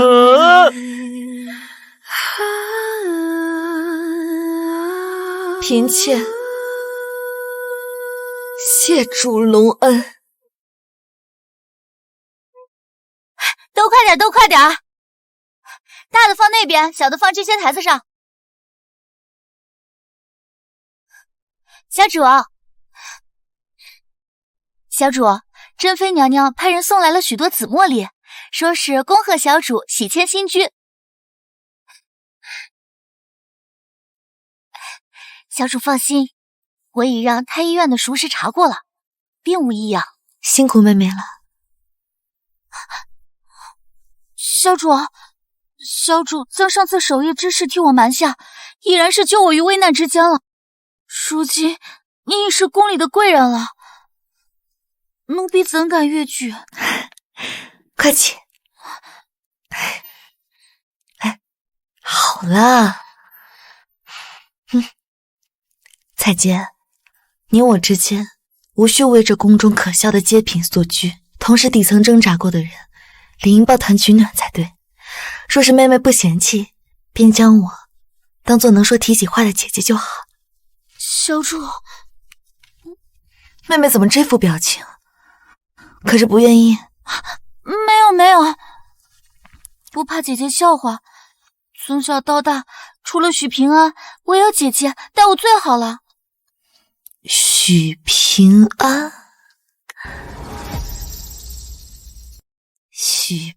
安，莫不是妹妹刚才提到的太医院的相识？姐姐怎么知道的？不光知道，还撞见过你给人家缝衣服呢。样貌嘛，倒是仪表堂堂，与妹妹很是般配。许平安与我是同乡，入宫后相互扶持，已经有4、5年了。姐姐放心，他绝对是可以信得过的人。我相信你的眼光，只是这后宫之中，人心似海，深浅难测。就算你我独善其身，却也难保有心之人在暗中设防。接下来我要走的这段路不算太平，妹妹可还愿意与我同行？这些年我在宫中一直谨小慎微，图的无非就是一个安稳苟活。可这宫中哪里有真正的安稳可言？若不是姐姐，我早已是深宫中的无名之师了。既然横竖都不太平，那倒不如勇敢一些。今后无论是明枪还是暗箭，我都会冲出去，替姐姐你挡在前面。好，今后你我姐妹同心，定要在这宫中走出属于我们自己的康庄大道。好了，快去梳洗一下，咱们该去皇后宫里请安了。好，是。臣妾给皇后娘娘请安，娘娘万福金安。都起来吧，赐座。谢皇后娘娘。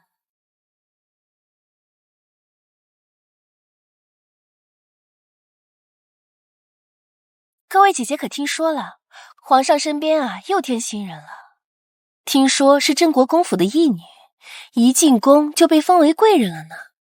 一个小小的贵人，居然按照嫔位的仪制来给她修缮宫殿，珍妃不愧是新官上任3把火呀！不知道的还以为你要跟镇国公府攀亲戚呢，巴巴的填上去。臣妾自知没有资格越级封赏，然而侍奉君侧，察言观色之心亦不可少，否则惹得龙颜大怒，可是要遭殃的。是啊，皇上虽说只给了贵人的位子，但却特意赐了个锦字，这份殊荣可不是谁都能有的。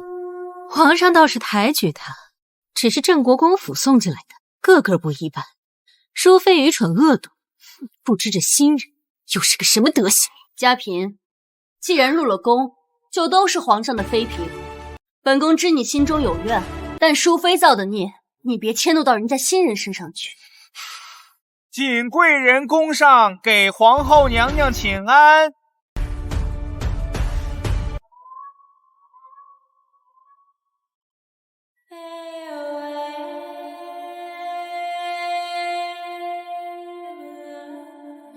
锦贵人见过皇后娘娘。平身吧。谢皇后娘娘。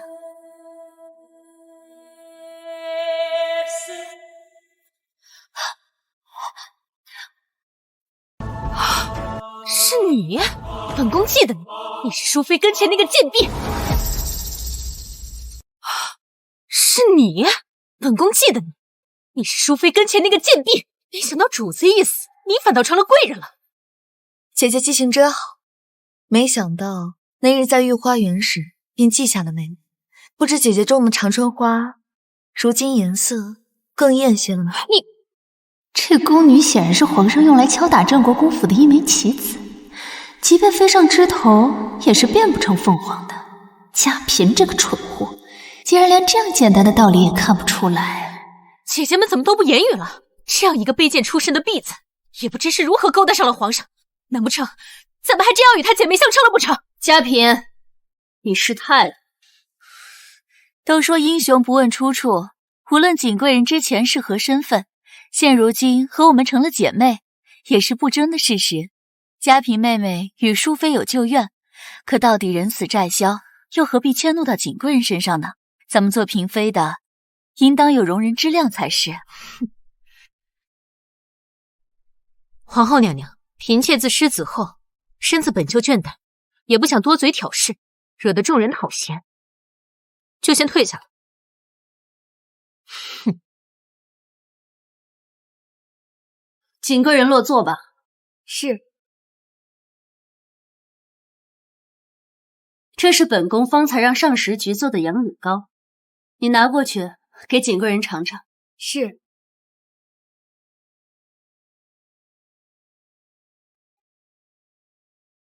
谢皇后娘娘。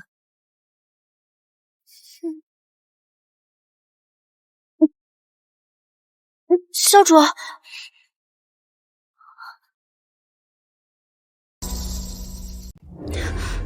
皇后娘娘恕罪，嫔妾今日肠胃不好，并非故意失忆。锦贵人此举倒不像肠胃不适，反倒像另有隐情啊。珍妃，本宫记得你有孕初期也是这副做作派头吧？瞧你说的，怎么今日满口针锋相对？锦贵人今日才第一天封妃，连侍寝都不曾有过，何谈有孕？顺妃娘娘不必挂牵，嫔妾无事。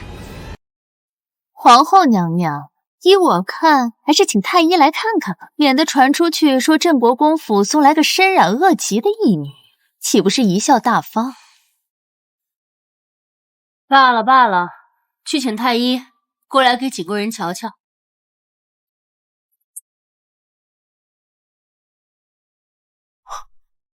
小主脉象一切正常，微臣恭贺小主大喜。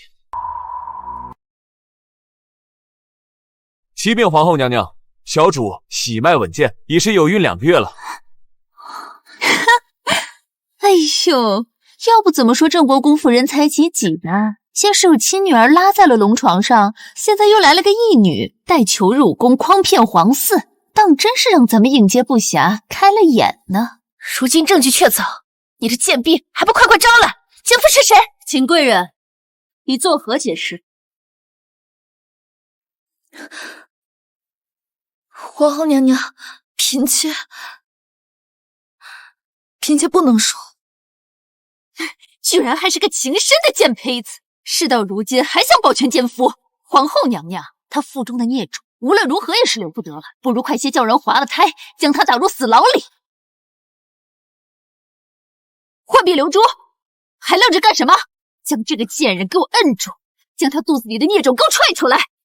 是，不可以。不可以！不要碰我家小主！对我，你们不能动我的孩子！要怪，就怪你腹中的是个贱种。小主，皇上驾到！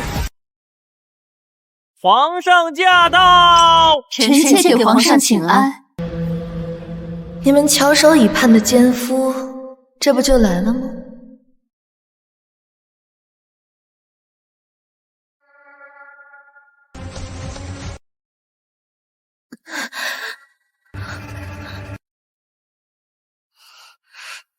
皇上，嫔妾有喜了。李德全，奴才在。将这2个宫女拖出去，杖毙！来人！皇上，你可知道这个荡妇做了什么？他与奸夫暗结珠胎，揣这个贱种，还一味的护着奸夫。这样的贱人，他放肆！景贵人怀着的皇嗣是朕的骨肉，你一口一个孽种奸夫，你是在暗指谁？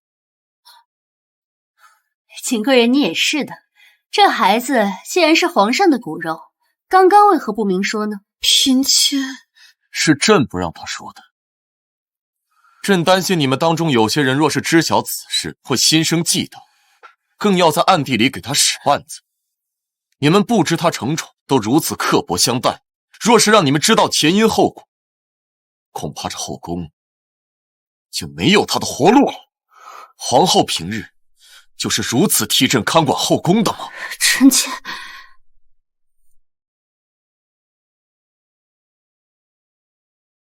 如何？身体可还利索？方才是谁对你动的手？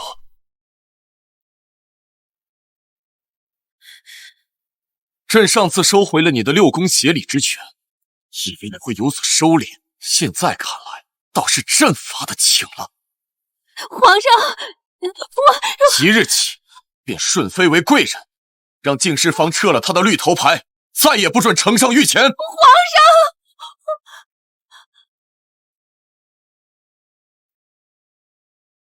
是贱人，我要杀了你！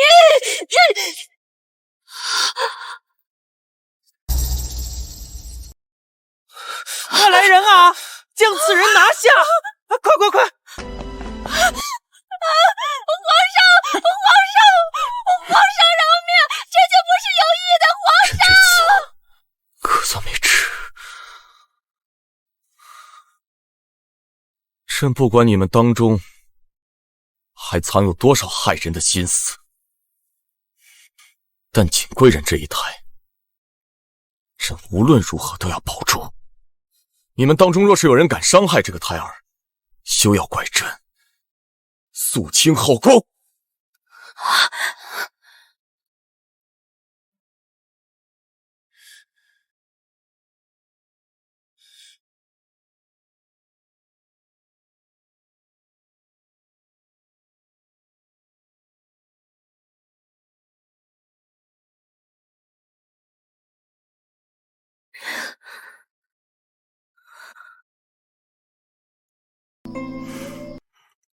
醒了。太医院开的安胎药还真是养生啊，不知不觉就睡过去了。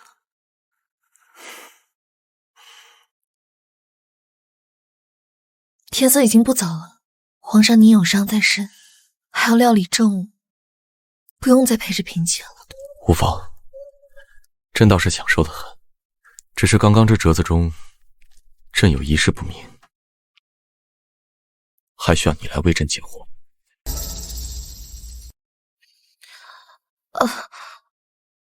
嫔妾不敢妄议朝政。虽是朝政，但朕由生心结，你只需分忧，不算妄议。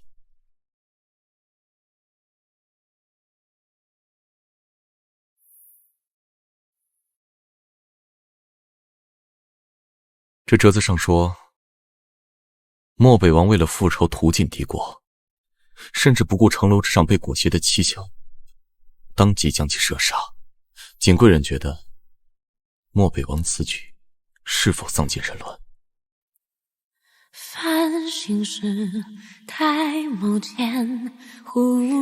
仇怨既植于心，其漫生的枝叶必定吞噬人的，日复一日此消彼长，才有了处决之际的决绝。漠北王射杀妻小，若为家恨国仇，嫔妾认为并没有错。可淬毒的刀最先腐蚀的是执刀人的手心。漠北王虽大仇得报，但左右已无亲人在侧，又何况一笔凄凉的？朕觉得，其实放下仇恨，去乐享天伦，未必过是独行过一瞬悲哀呀，撕去了满身压抑孤杀，前程如不提这事。朕膝下子嗣，冤欠父报。如今你怀有身孕，这便是你我二人的情丝之结，自当结亲人之缘。朕希望能亲眼见他出生，给他取子，再同你一起陪他长大。景贵人，朕是认真的。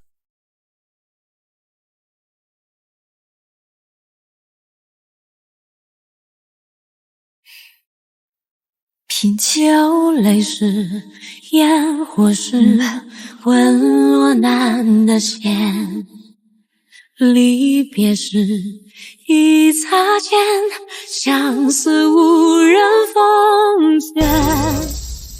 小主又在给小皇子做衣服了，这都2个时辰了，快歇歇眼吧。哎，小主，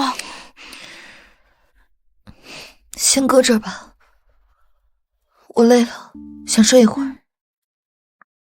啊，小主，你这是？我这就去请太医。你莫惊动旁人，只请你熟识的许太医来。嗯。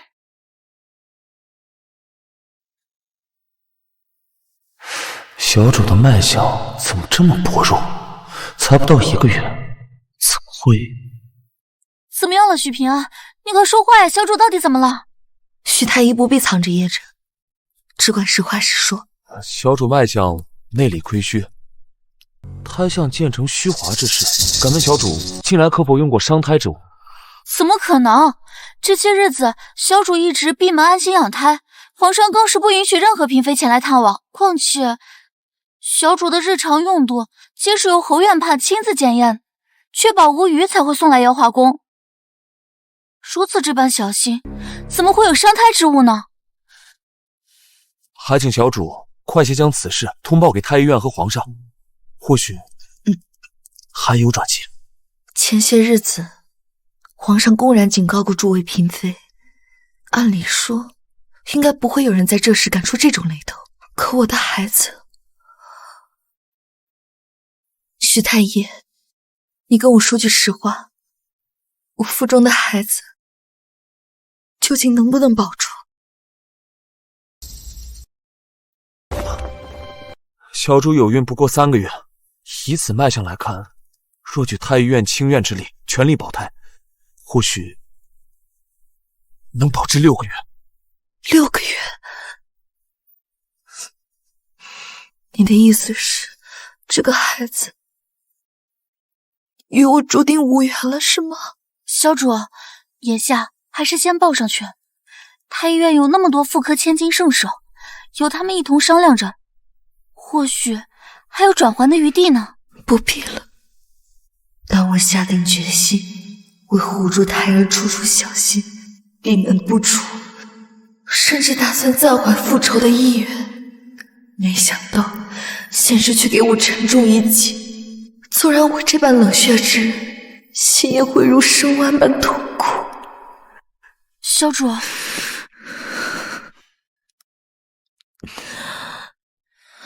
你现在就告诉太医院又有何用？即便保得住这孩子6个月，也是活不下来。只是这个在背后暗算我孩子的凶手，我必然是要抓住的。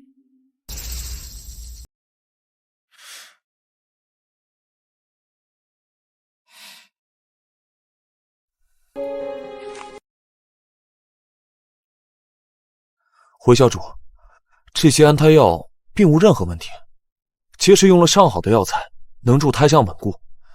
若是排除遭了他人暗算，那便只有一种可能：小主先天体弱，不宜有孕。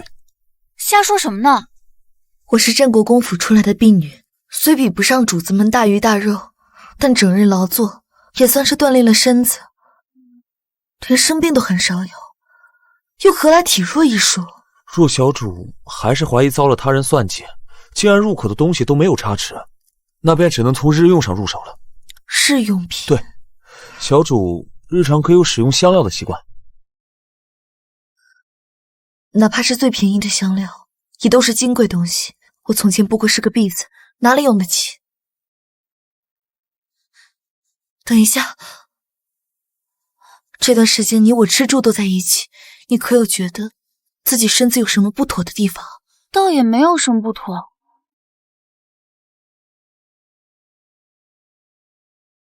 只是癸水来时稍显汹涌，有时零零洒洒半月不散，旁的便再无其他事了。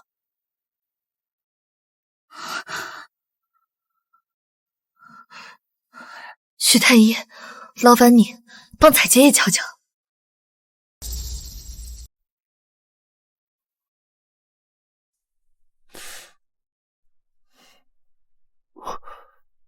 小主，彩姐的脉象与您的脉象相似，跳动缓慢无力，偶有稍些停顿，似乎也是受累的缘故。怎么可能？我来小主这儿之后轻松得很，怎么会累着？你方才说你月事凶，淋漓难散，这症状大约有多久了？奴婢癸水是在月初，从前一向依着日子，只有在实在劳累不得休息时，才偶有不稳。此次癸水异常，约莫是在搬来小主这儿之后。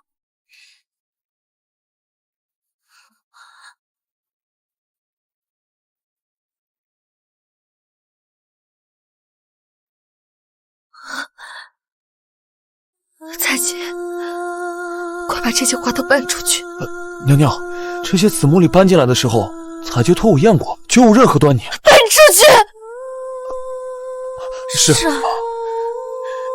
快点，赶紧把这些花都搬出去！快点，快点！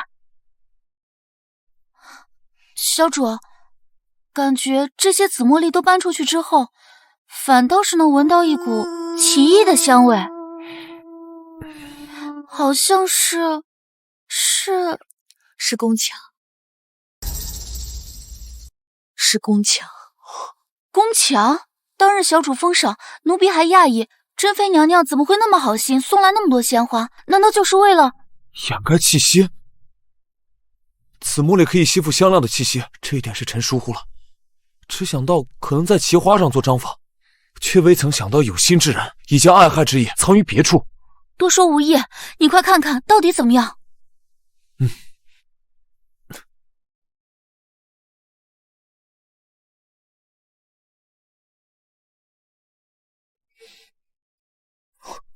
小主，这宫墙的涂料除了焦香外，还被人混入了大量的当门子、香棋子以及大量的麝香。微臣之所以能从这些粉末中分辨出来，是因为混入的药量实在不低。况且这些药材被焦香调和得很好，若非行家仔细查验，外人绝对看不出来端倪。这些药材都有何效？回小主，这些药材性寒凉，若是涂抹在宫墙上，白天被日光晒着，便会伴随着焦香的气息一并散发出来。若是女子长期处于这种气味当中，便会难以成孕，即便有孕，9成也保不住胎。这么歹毒的法子，他就不怕被人发现吗？药材被人打成了粉末，又被日光晒着，经过风吹雨淋，过不了1年半载，就会彻底风化，无迹可寻。现在看来，这些细巧的算计，从一开始就埋伏好。小主莫急，如此看来，珍妃娘娘协理六宫，宫墙修葺之事也是她一手操办。她怕小主发现端倪，于是便送花来掩饰。奴婢这就去告诉皇上。所以呢？你觉得皇上会为我们做主吗？修葺宫殿是以珍妃之名层层落实，内务府、少府监，甚至连太医院都多有插手。他随便找个工匠出来顶包，便可在漩涡之中全身而退。皇上终日被政务缠身，就算他要严查，只不过是多添几条无辜人的性命罢了。难道咱们就吃了这个哑巴亏吗？这毕竟是一条生命啊！景贵人，珍妃娘娘前来探望，要见吗？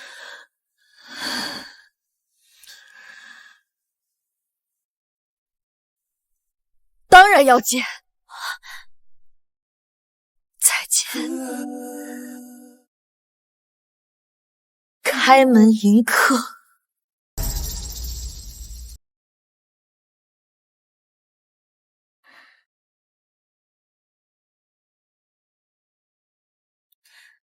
姐姐来了，许久未见景妹妹，真是越发珠圆玉润了。坐。皇上关怀备至，不要频送，致使嫔妾日渐风雨，让姐姐笑话了。胖些好，不至于生产的时候没有力气。对了，刚才见到工人把殿内的紫茉莉花放到殿外晒太阳去了，此花娇贵，不喜阳光，还不赶紧搬进来？是。还是姐姐思虑周到啊。妹妹初次有喜，姐姐还没来得及贺喜呢，就让人打了一尊白玉锦鲤送来，愿妹妹能够母凭子贵，就像这锦鲤一般，跃上云霄，扶摇直上。多谢姐姐美意。快点，把这些花全都给小主放回去，可别晒蔫了。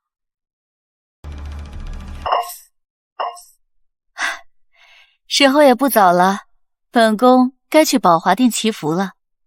届时定会向佛祖许愿，愿妹妹这胎能够安然无恙，母子均安。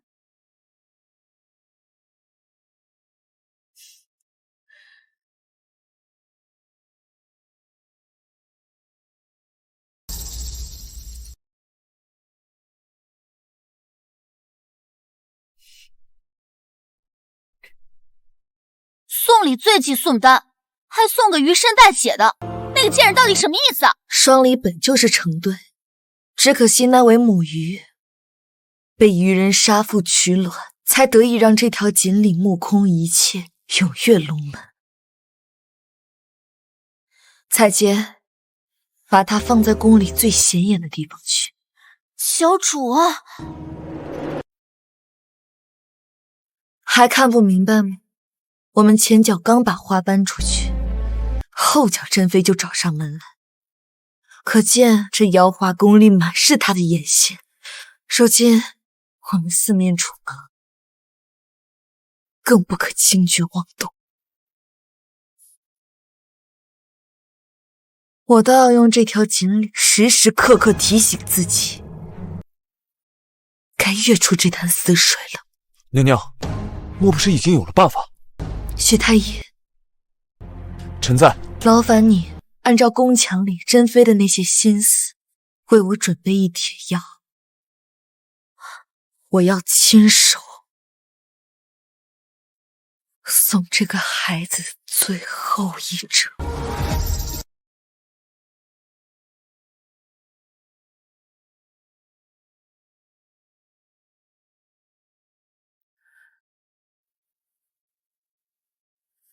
哀家原说不必你们废神来请安，却还是闹了这么大的阵仗。母后小住五台山半年，臣妾们都想您了。一听说您要回来呀，就都赶着过来了。孝顺是好，可哀家走了没多久，就听闻后宫出现了诸多的事端，先是家嫔没了孩子，又是淑妃畏罪自戕。是臣妾无能，未能看顾好六宫，护皇嗣周全。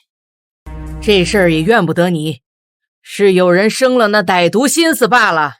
佛不渡恶者，他这般自戕去了，也是不得渡了。原也是有好消息的，只是事发突然，太后还不知道罢了。嘉嫔虽然没了孩子，但后宫的景贵人可是添了又一件好事。哦，景贵人就是原先淑妃身边的一个婢女，淑妃没了后，皇上抬举她成了镇国公府的义女，不但一进宫就赏赐了封号，还许她一人独居瑶华宫呢。那另添好事又怎么说？她呀，早在当宫女时就背着淑妃勾搭皇上与她欢好，刚当上贵人没多久，竟已有了2个月的身孕，皇上还为她下了口谕，说要肃清后宫呢。放肆！哪来的狐媚女，竟敢祸乱后宫？她现在在哪儿？启禀太后，瑶华宫的景贵人正在外面候着，等着给您请安。去叫进来。是。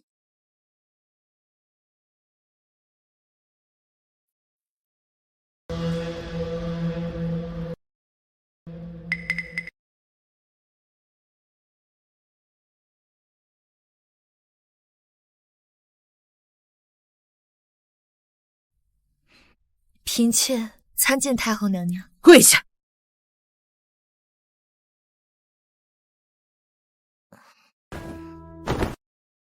嫔妾不知何事惹怒了太后，恳请太后宽恕。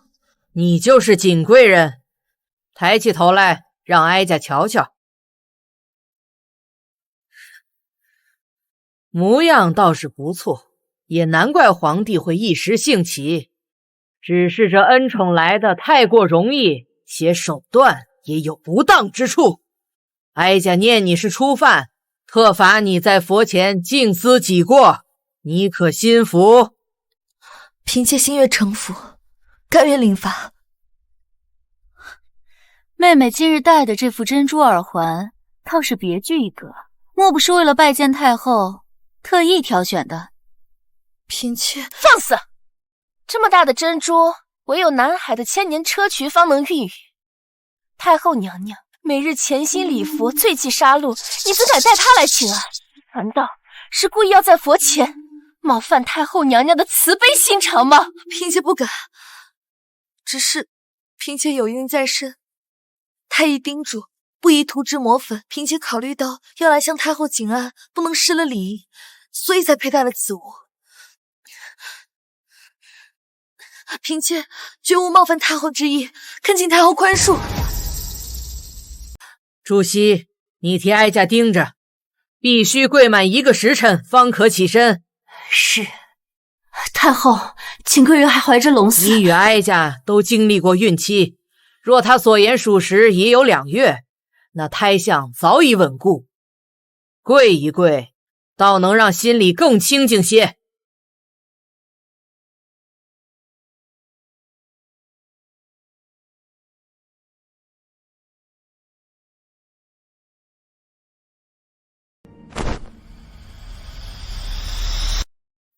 太监，若是我的孩子没了，是因为太后的训斥为难，以她的心性，你觉得会如何？那便是造了杀业。太后潜心礼佛多年，犯了那么大的忌讳，一定会自责难安的。她自责，皇上便不会心安。皇上心不安，珍妃只会更不安。许太医，臣在。劳烦你明日一早就按照这墙皮里的配方为我准备一碗落胎药。对不起，宝宝，娘亲，会拉着害你的人一起陪葬的。小主，小主见红了，快来人呐！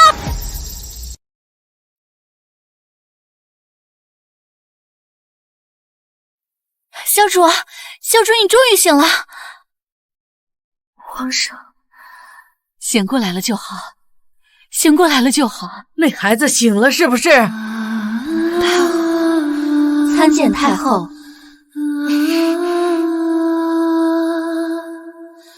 我怎么会在这儿？我不是……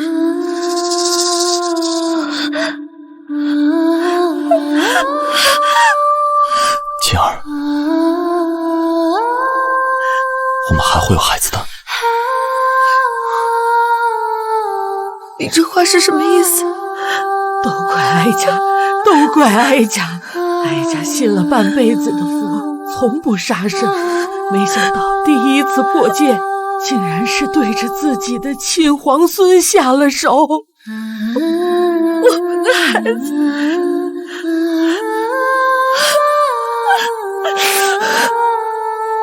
皇上，并且辜负了您的念想。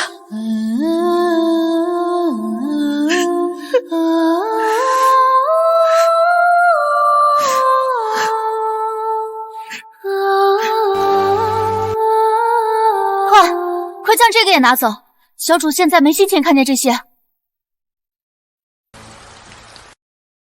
小主，彩监，我在太后宫中晕过去的这段时间，都发生了什么？小主见红后，先寿宫乱作了一团，太后也是慌了，最后还是珍妃娘娘主持了大局。她先是命人将您挪回了瑶华宫，后又是去御前请来了皇上。我故意给他找了太后当替罪羊，他当然乐于撇清自己。是啊，方才还在小主面前哭得那样伤心，谁知道他心里怎样想的呢？小主，我们下一步该怎么办？且先在床上静养着，明日我们去给太后请安。明日便要去吗？奴婢听说太后正因皇嗣夭折之事伤心不已，若此时前去，太后娘娘岂不是更加伤心了？你真以为太后像表面那般宁慈心软吗？奴婢眼拙，只觉得她是一个潜心礼佛的老人家。你大抵是忘了，太后作为上一届宫斗的胜利者，扶持自己与先皇唯一的子嗣登基，踩着前朝后宫的一节节尸骨，走到了至尊之位，又如何能做到手不染血？他现在日日礼佛，不过是为了洗清杀业罢了。所以我们就是要在他最痛心的时候去，这样方能拉他一同下水。太后，你已经替景贵人腹中的孩子求了半晌了，这样下去，您的身体怎能受得了啊？太后娘娘，瑶华宫的景贵人在殿外候着，娘娘可要见？快宣他入宫。是。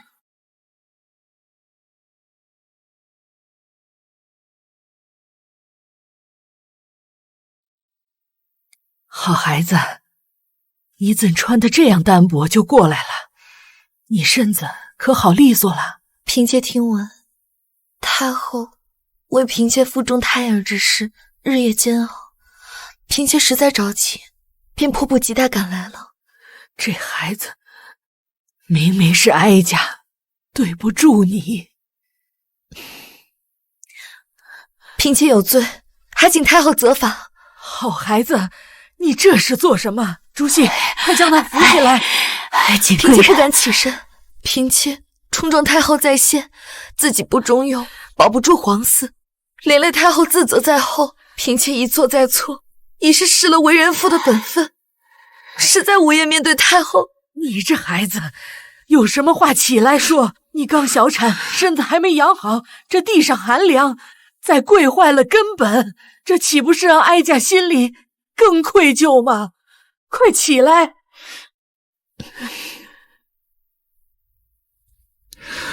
承蒙太后关心，嫔妾。如熙，你快看她的脸！我的脸怎么了？快去太医院，叫人过来看看。是。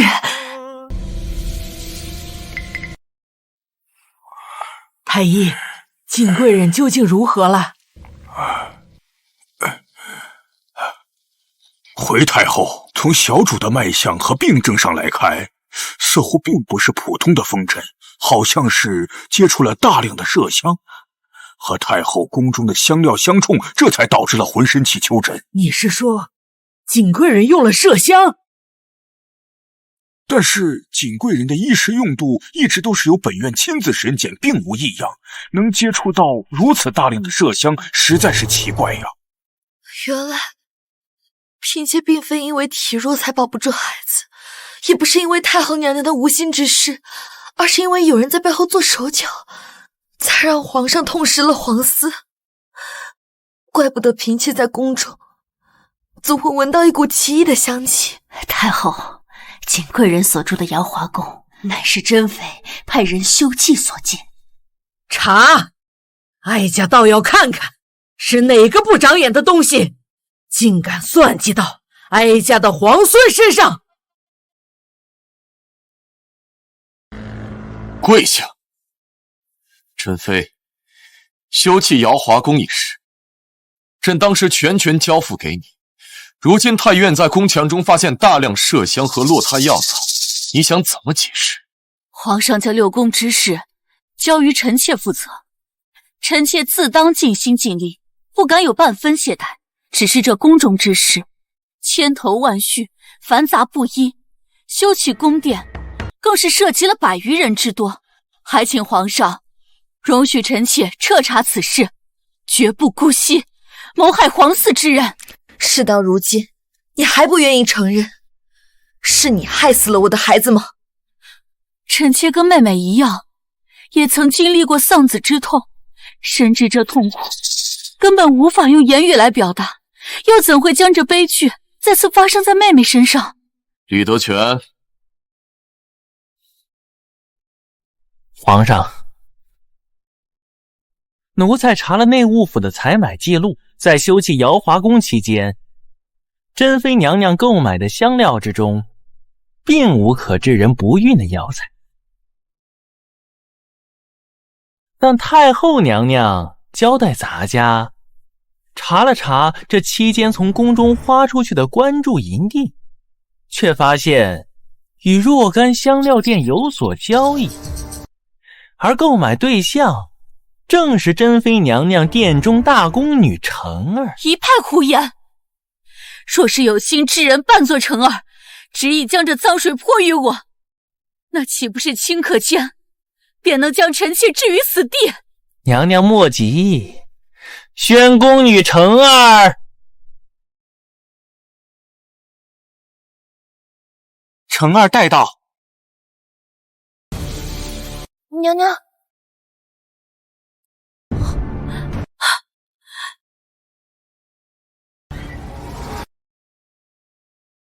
珍妃娘娘，您在研制落胎药当涂料时，因香气扑鼻，馥郁醉人，所以您的宫女成儿留下一些香粉来涂抹，如今成了指认您的罪证。珍妃，证据确凿，你还有何话说？臣妾只恨这大玄朝的子嗣不能因我而断，臣妾又恨这后宫中的冤魂不能再多加一条。胡闹！你本就是罪臣之女，朕非但不计前嫌没把你打入冷宫，还给你协理六宫之权，你到底为什么这么做？因为臣妾也曾被皇上抱着说别难过，孩子还会孕，可是从那日之后，臣妾却再未见过皇上踏入宫中。臣妾每日吃斋礼佛，却听着窗外一个又一个封妃的圣旨，直到有一天，臣妾不小心打碎了皇上送的宋瓷观音，臣妾才恍然大悟，原来这满月的石榴花结的哪是烛光，分明就是藏在宋瓷观音中的麝香囊。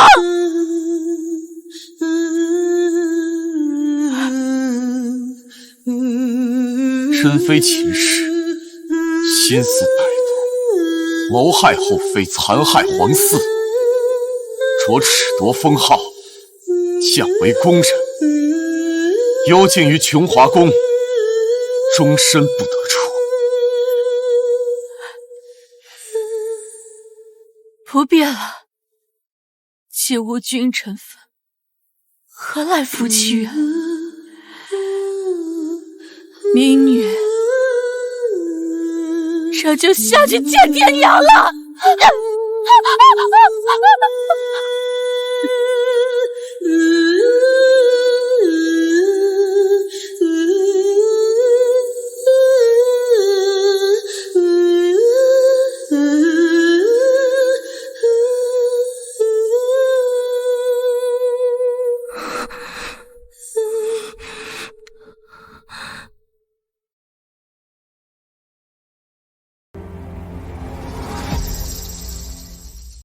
走，快走！别让你们娘娘在宫中自强党。走，快点，快点，把皇上的赏赐给搬进去！快点，别淋湿了。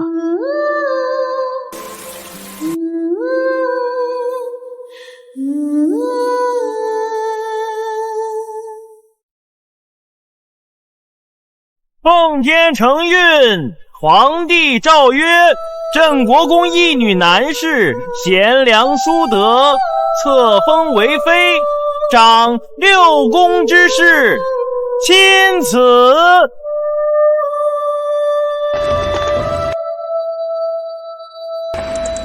老臣谢主隆恩。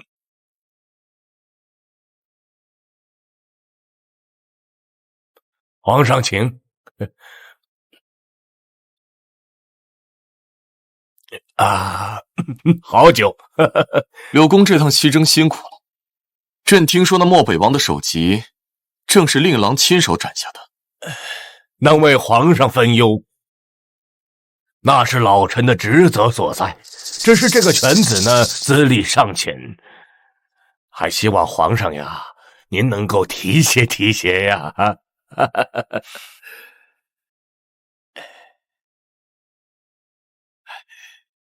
朕刚册封了瑾妃，若是再为令郎进爵，恐会引起朝中不满，认为朕太过偏心柳家。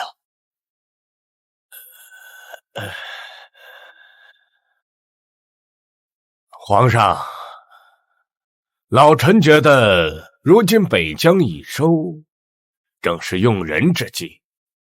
倘若只考虑前朝的面子而寒了后方的心，皇上就不怕将士们心生怨怼吗？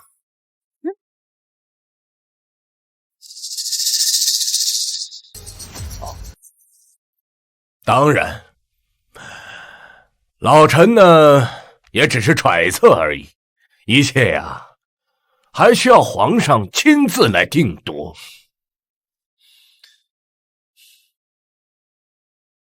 柳公的话，朕记在心。你们父女2人难得团聚，朕还有公务要忙，就不打扰你们天伦之乐了。老臣恭送皇上。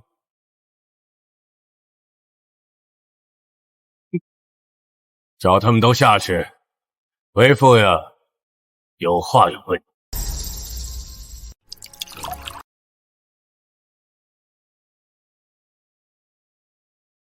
方才你为何不替老夫说话？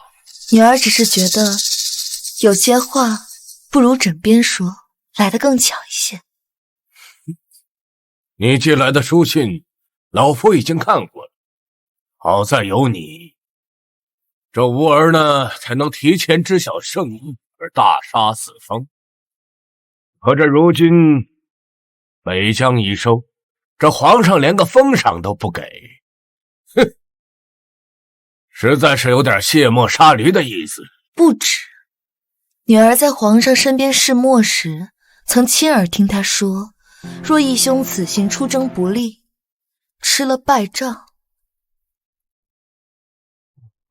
便是将柳家上下72口流放边疆的机会，借此以镇朝纲。混账！整个半壁江山都是我们柳家用血铸成的，这个皇帝小儿他想过河拆桥，他难道就不怕老夫让那10万铁骑调转马头，踏进这朝堂不成？义父息怒，想当年太祖皇帝黄袍加身，不也是顺势而为？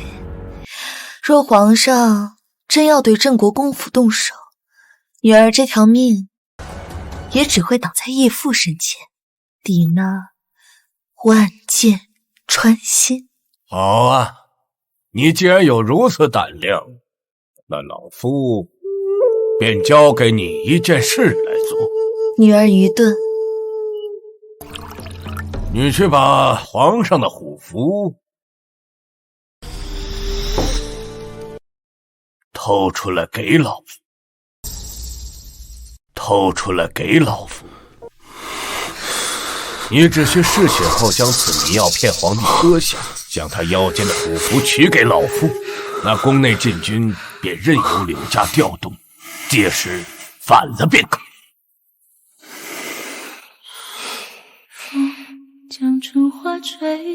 皇上为何如此忧愁？朕心里总是隐隐作痛，总感觉像是要失去你似的。若命运太不堪，我深陷于你的皇上放心，不可奈臣妾就在皇上身边。如果生是一场臣妾听闻民间夫妇会共饮交杯酒，一日生生，世世永不分离。皇上若是担心，可与臣妾共饮一杯酒。是奢望，是幻想，是被熄灭的光。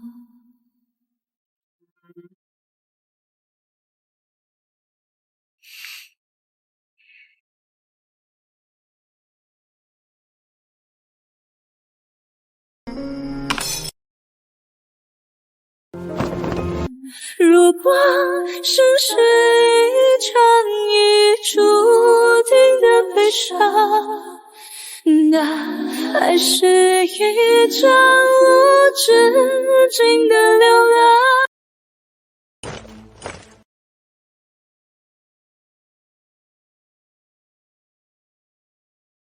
尔等听令，等虎符到手，便随老夫一起杀到寝殿。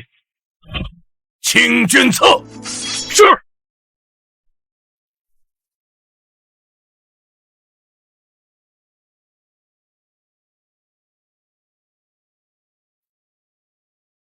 哎呀，好女儿啊！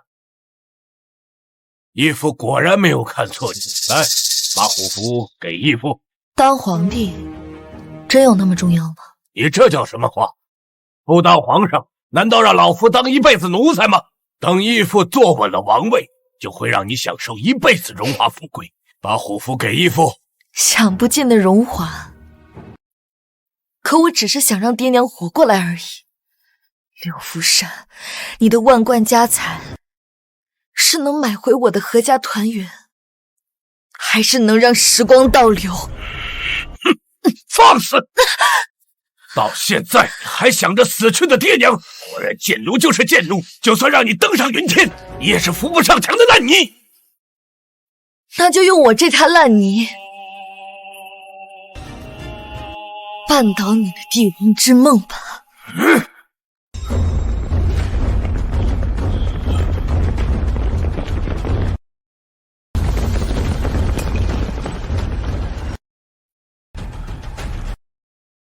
柳福山，你半夜闯入朕的寝殿，有何居心？皇上呀，你来得正好，事到如今，你最好识相点，退位让贤，老夫也许能留你个全尸。御林军听令，镇国公意图弑君谋反，立刻给朕拿下！是。虎符在此，我看你们谁敢动！御林军听令，见虎符，具见天子。持虎符者，乃是当今圣上。你这是武符，那我这是什么？这怎么回事？这怎么都这些东西？虎符呢？老夫的虎符呢？啊，虎符呢？哪有什么虎符？这里面装着的，不过是你我谋反的罪证罢了。好你个贱婢，你竟敢戏怒老夫！老夫今日杀了你！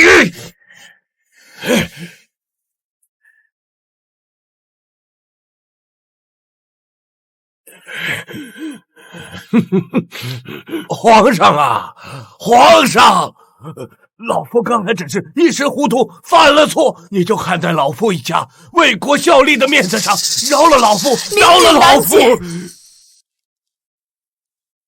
以义父柳福山，包藏祸心，密谋已久，意图推覆陛下江山。府中家书100余幅，皆可证实民女的狼子野心。而今事情败露，罪于秋山，万死莫属。但求陛下念及江山社稷之重，诛杀谋逆之人全族，以儆效尤。彰显君威。别动！清风光，夜烛光，渡人心上。主恩，押入天牢。在了眼泪中集起。是。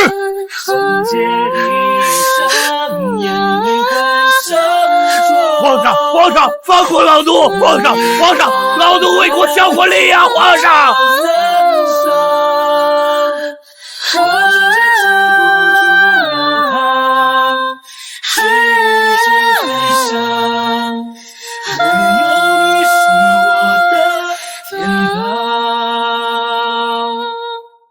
唯有你是我的天堂。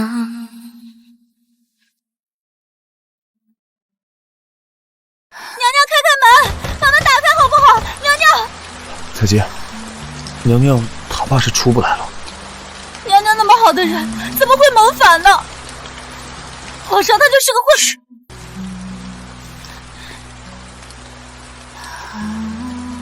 微臣叩见皇上。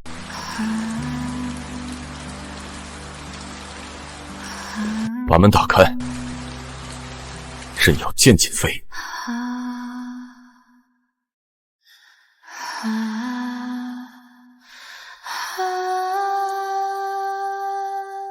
民女何德何能，还能让皇上来送最后一程？朕给你带了你最爱吃的。镇国公府72口人，已于今日午时斩于其室。如今你大仇得报，朕觉得你应该知道。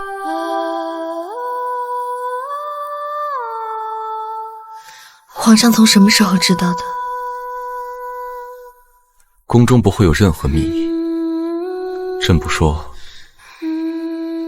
只是想看你会走到哪一步而已。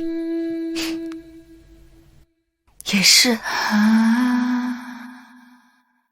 堂堂一国之君，怎么会允许一个没有底细的老鼠接近自己？其实那夜在灵堂，我就该察觉到的。之后的路，不过是皇上在纵着民女，除掉共同的敌人罢了。并非只是把你当作刀而已。秦飞，你还在元镇？没喝下那杯酒是吗？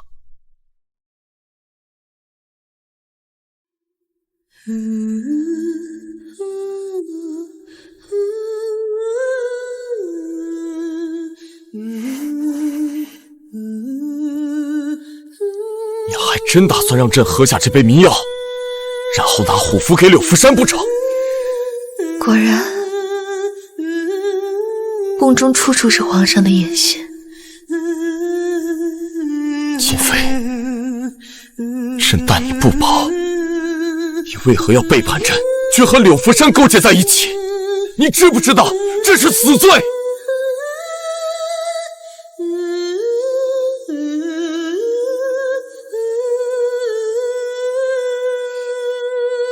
你没想要。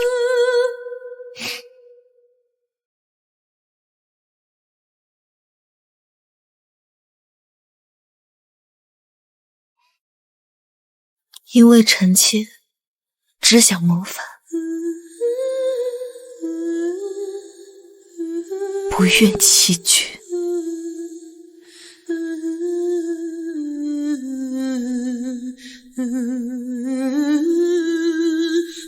你想清楚，你若跨出这道门，你我便再也没有回头路了。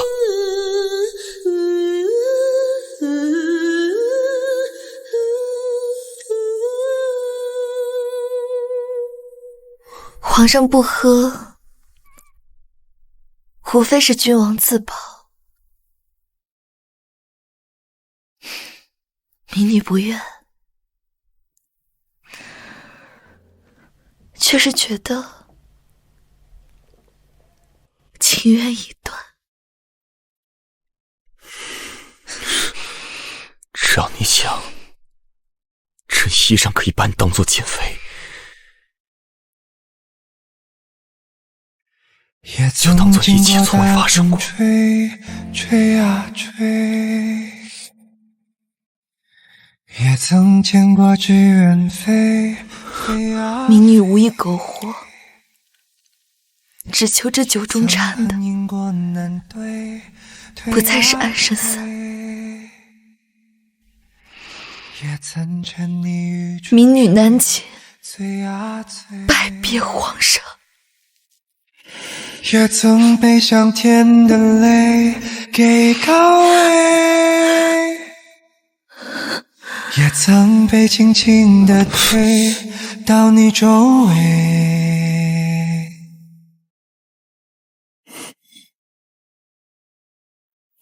追啊追啊追啊，无奈流多了期待。已苍白，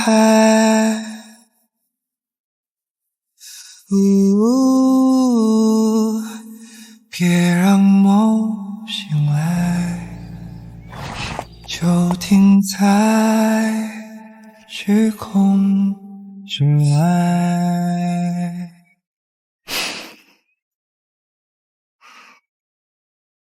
来吧，追啊，来吧，追啊，走吧。